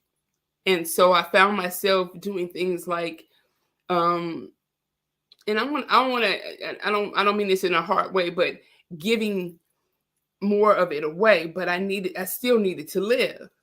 So to create, came up with Beautiful Blessings in Motion right after my mother died, because I was still moving. And it was a blessing to still be moving after you lost your mother. And to go back, I lost my mom 12 years ago, and the world looks different. Yeah, from that lens, you join a private club that nobody really wants to be a part of, but it feels that way. It feels like here you are, and you're like, okay, so now nobody wants to be a part of that club. You know that you're not the only one, but it feels that way, and it feels like an exclusive club. So anyhow, that came along, and I knew that people needed safe spaces, and I wanted to create safe spaces. And because I was still keeping my feet moving and my spirit still after losing my mother, I knew that there was some way there that the name Beautiful Blessing in Motion had to be a thing that helped. It had to be more than a duality. So it was duality times 2. So I was trying to touch this base and touch that base. And so what I ended up doing was creating Beautiful Blessing in Motion, turning it into a nonprofit so that kids and young people, young adults, adults in their later in their wisdom years had access. And the way I do that is I contract with corporations, go in and speak, do a lot of employment development. I actually do a lot of contract work with Tuskegee University, go in and speak with students and things like such. But that generated the funding for me to go into places where they could not afford. to be able to have someone to sit down and to hear them. And that's important because somebody did it for me and didn't charge me. Wow. You know? So what type of services do you provide? So first and foremost, therapeutic life coaching is actually one of the core is the core. But in that relationship, it is one where, again, I say again, developing safe spaces that is particular, natural, and organic to the client, to the person, to the human being that I am connecting with. And so we sit down, and I know that it's a fine line between being a therapist and life coaching. I take nothing from those who have the credentials and the licensure for that. What I forgot to mention was I got my degree in social work and was a licensed social work on the bachelor's level shortly after I graduated in 1992 from the Tuskegee University. And so I have a level of respect for that. So I'm not trying to do any therapy that steps on the toes of those who have, gone the route to be just that.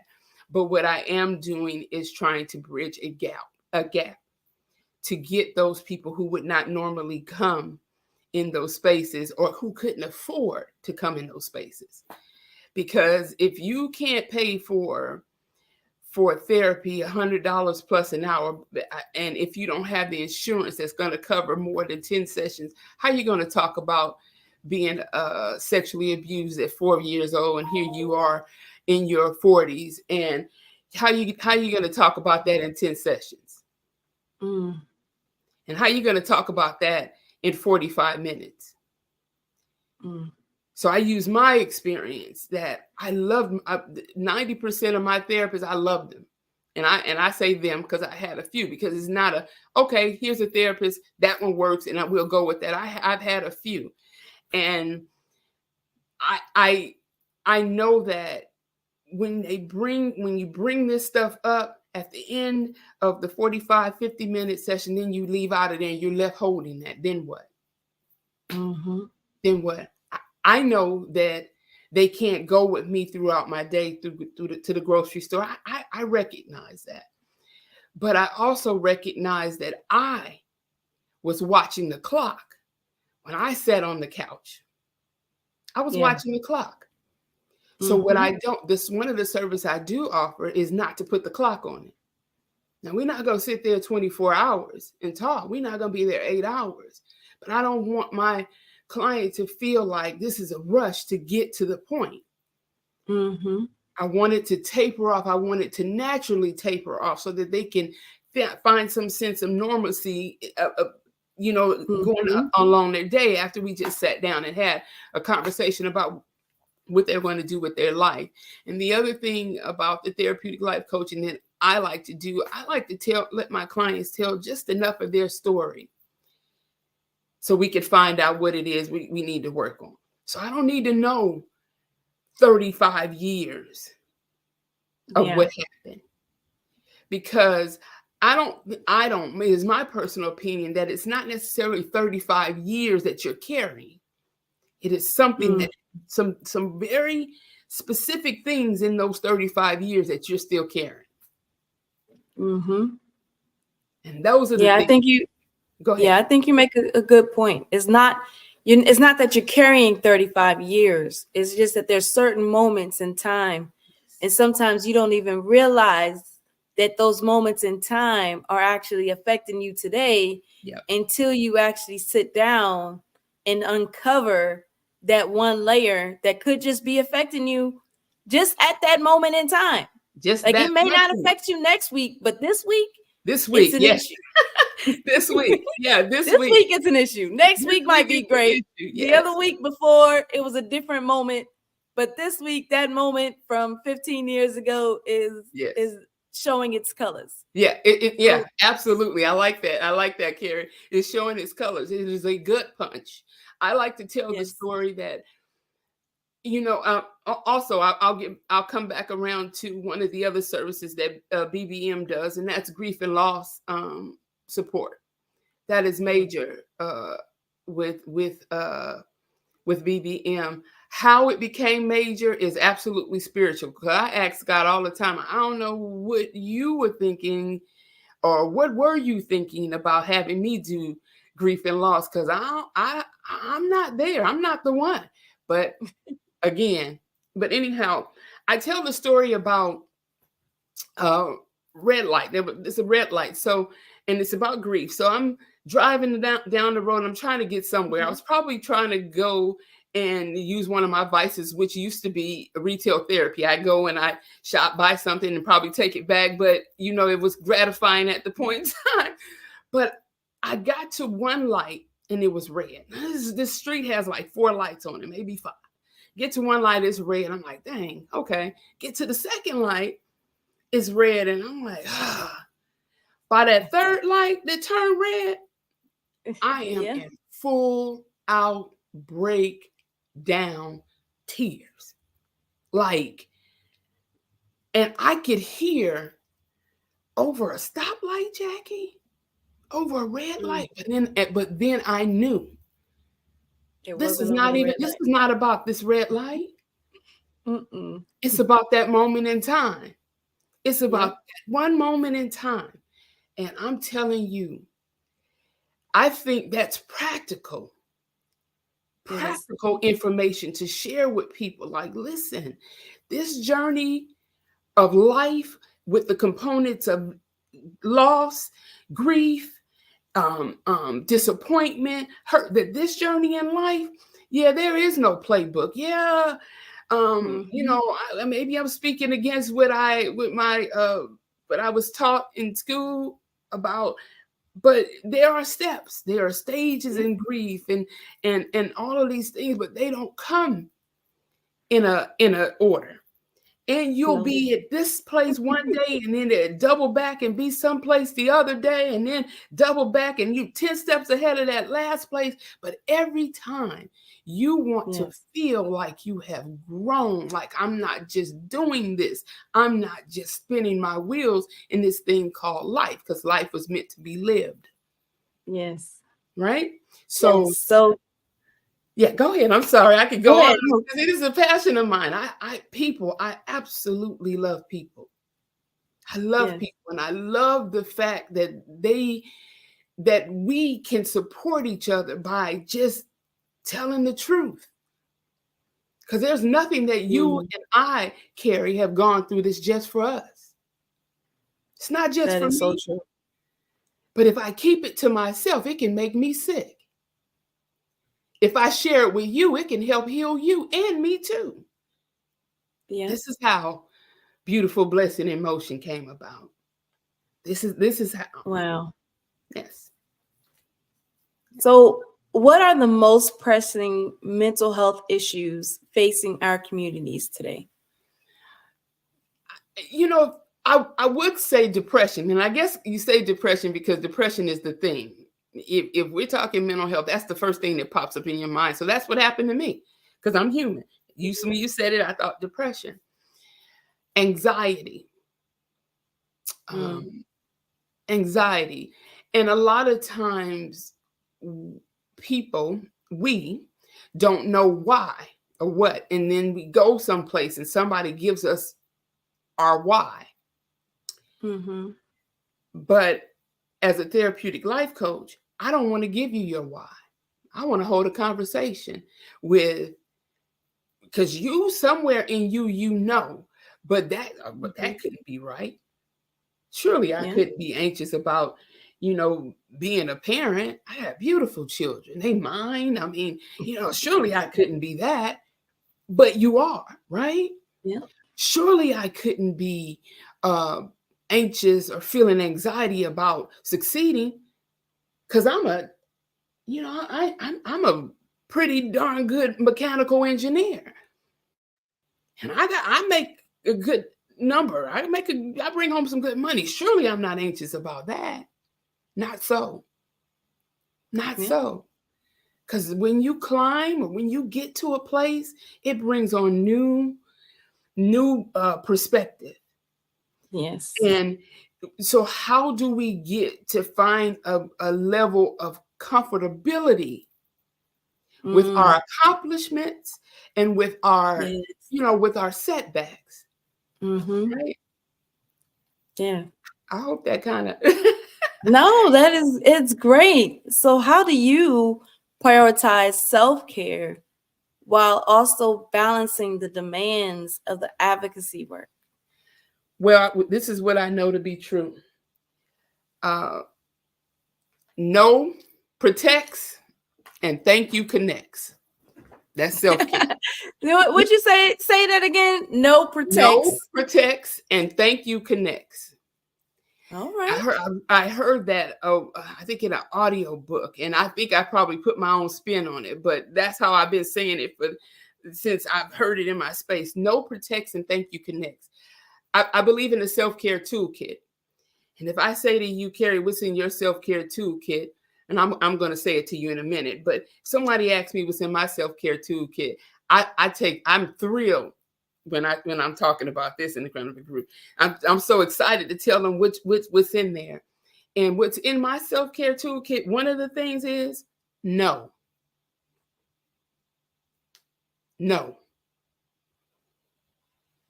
Just because you can don't mean you should.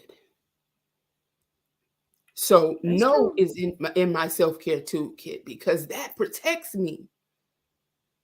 Not from other people all the time, but from me. From me giving it away. From me giving me away and not having anything left for me. Right?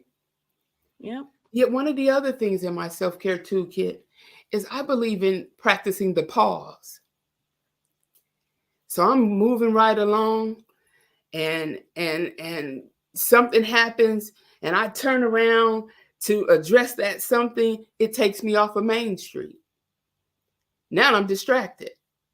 And now I'm dealing with that. I'm off of Main Street. But now in order for me to get back on Main Street, I gotta make another left, and then another right to get back on Main Street when all I really can do is pull over and practice the pause.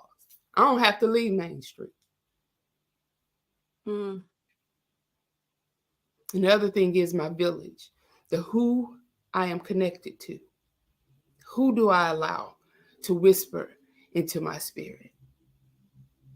Yeah. Wow. What's in your self-care toolkit, Carrie? Well, I'm working on the no. Okay, I'm working on the no. Yeah. Okay. And there's power in a positive no. Because there is power in the positive no. I'm working on the no. Okay. And something very similar to the pause. I have heard through I'm not sure if you've heard of Dr. Obiama Martin, but she has this breathe course. And one of the things is, make sure that you're breathing on schedule.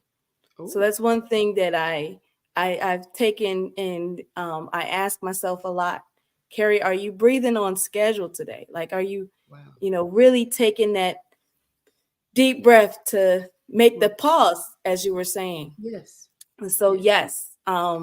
But yeah, I'm working on that no, though. That you don't have to pack your whole bag now. You don't have to pack your whole self-care toolkit now, but also keep in mind, whenever you go out of town and you pack a suitcase, yes, when you come back, you don't take the same underwear out when you're getting ready to leave again in 3 days. You don't take the same underwear. You don't take the same clothes. You unpack and you put something new in, right?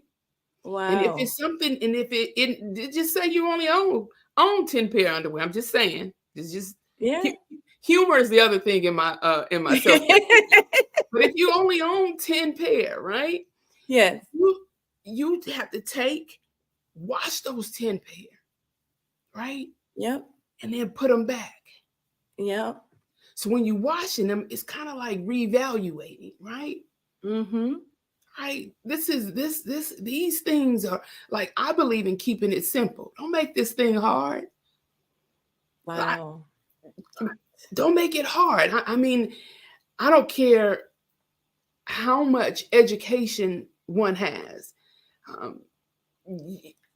If you make this thing hard, just because you have the education, you will still find yourself locked in the puzzle. That's right. That Locked is so in the true. puzzle. I am not the one to be locked in the puzzle. You heard me probably say BBM's motto is keep your feet moving and your spirit still. Wow. I'm going to keep moving. I'm going to keep doing the work and doing what needs to be done.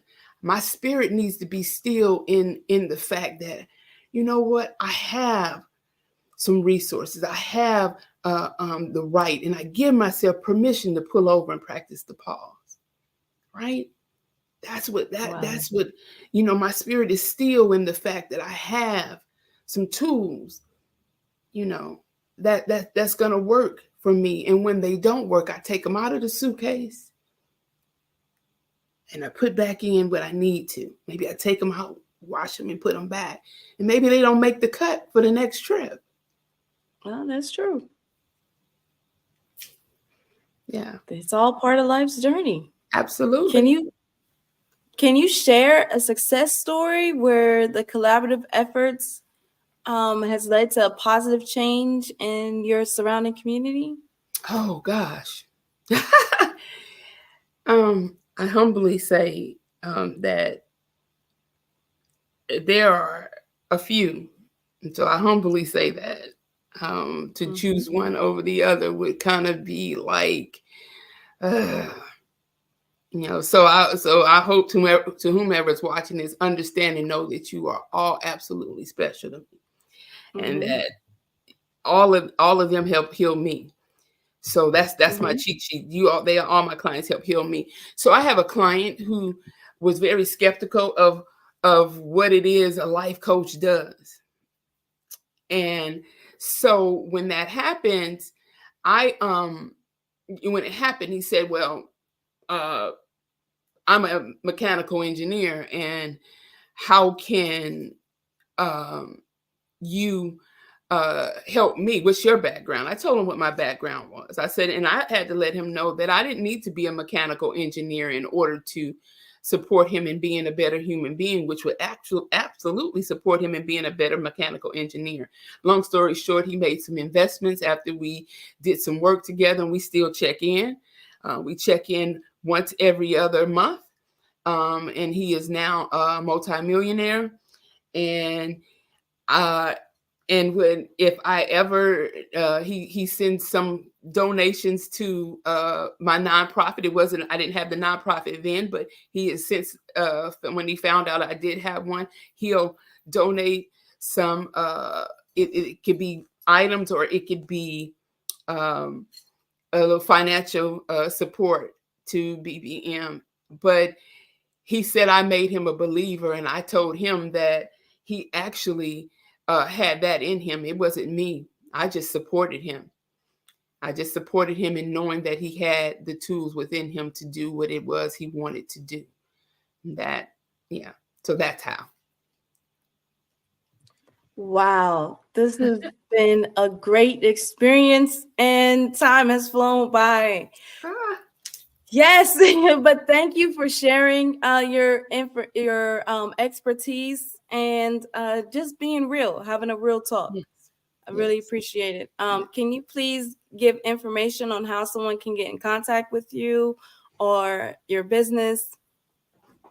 So you can, if you would like to reach me, you can email me at onebeautifulblessing@gmail.com. You can actually reach out to me. You can call me on my business number at 334-740-1784. You could call, leave a message. Sometimes my box is full, so you probably might want to just shoot me a text and say, hey, this is so-and-so. Do you have a moment, or can we connect? those are the ways. I'm pretty simple, and probably my methods are archaic, and because I desire to do the work and not the back work, and that's true. But I'm getting better at that. I'm getting better at that because there's power in obedience. So I'm getting better with the back work, but simple. Just, you can email me. You could call me again, 334-740-1784. The email is one, that's spelled out ONE, beautiful blessing in motion at Gmail, beautiful blessing in motion at gmail.com. Thank you so much for the opportunity and giving me grace on the time difference. I'm sorry. I was out. Yeah. Thank you so much. Yes, it's all right. Thank you. Thank you, Jacqueline. And we appreciate you being here. And genius is common. I'll see you on the other side. All right. How many times have you been asked to help someone you didn't even know? A student, a business entrepreneur? Or did you ever even ask, where did they end up? That business, that friend, that entrepreneur. Well, just maybe they ended up in a gang, bankrupt, homeless, or worse, dead. Maybe they turned to crime, drugs, and alcohol. Did you ever wonder?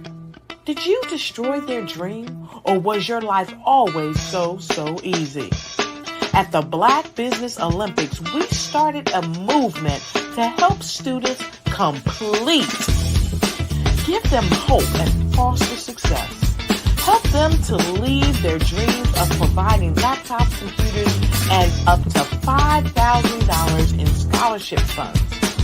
Today, we ask you to help a student, a business owner, or an entrepreneur to realize their dream by sponsoring them, supporting them, and buying from them. Consider this. With $1.6 trillion in our Black community, we only ask for a small donation for our students, our businesses, and our entrepreneurs. And you can change a life today. So I ask you, what are you going to do? Sit on the sideline and watch our students in high school be leaving, miss out on their dream from lack of resources? Or are you going to donate to the movement and change their future and yours as well?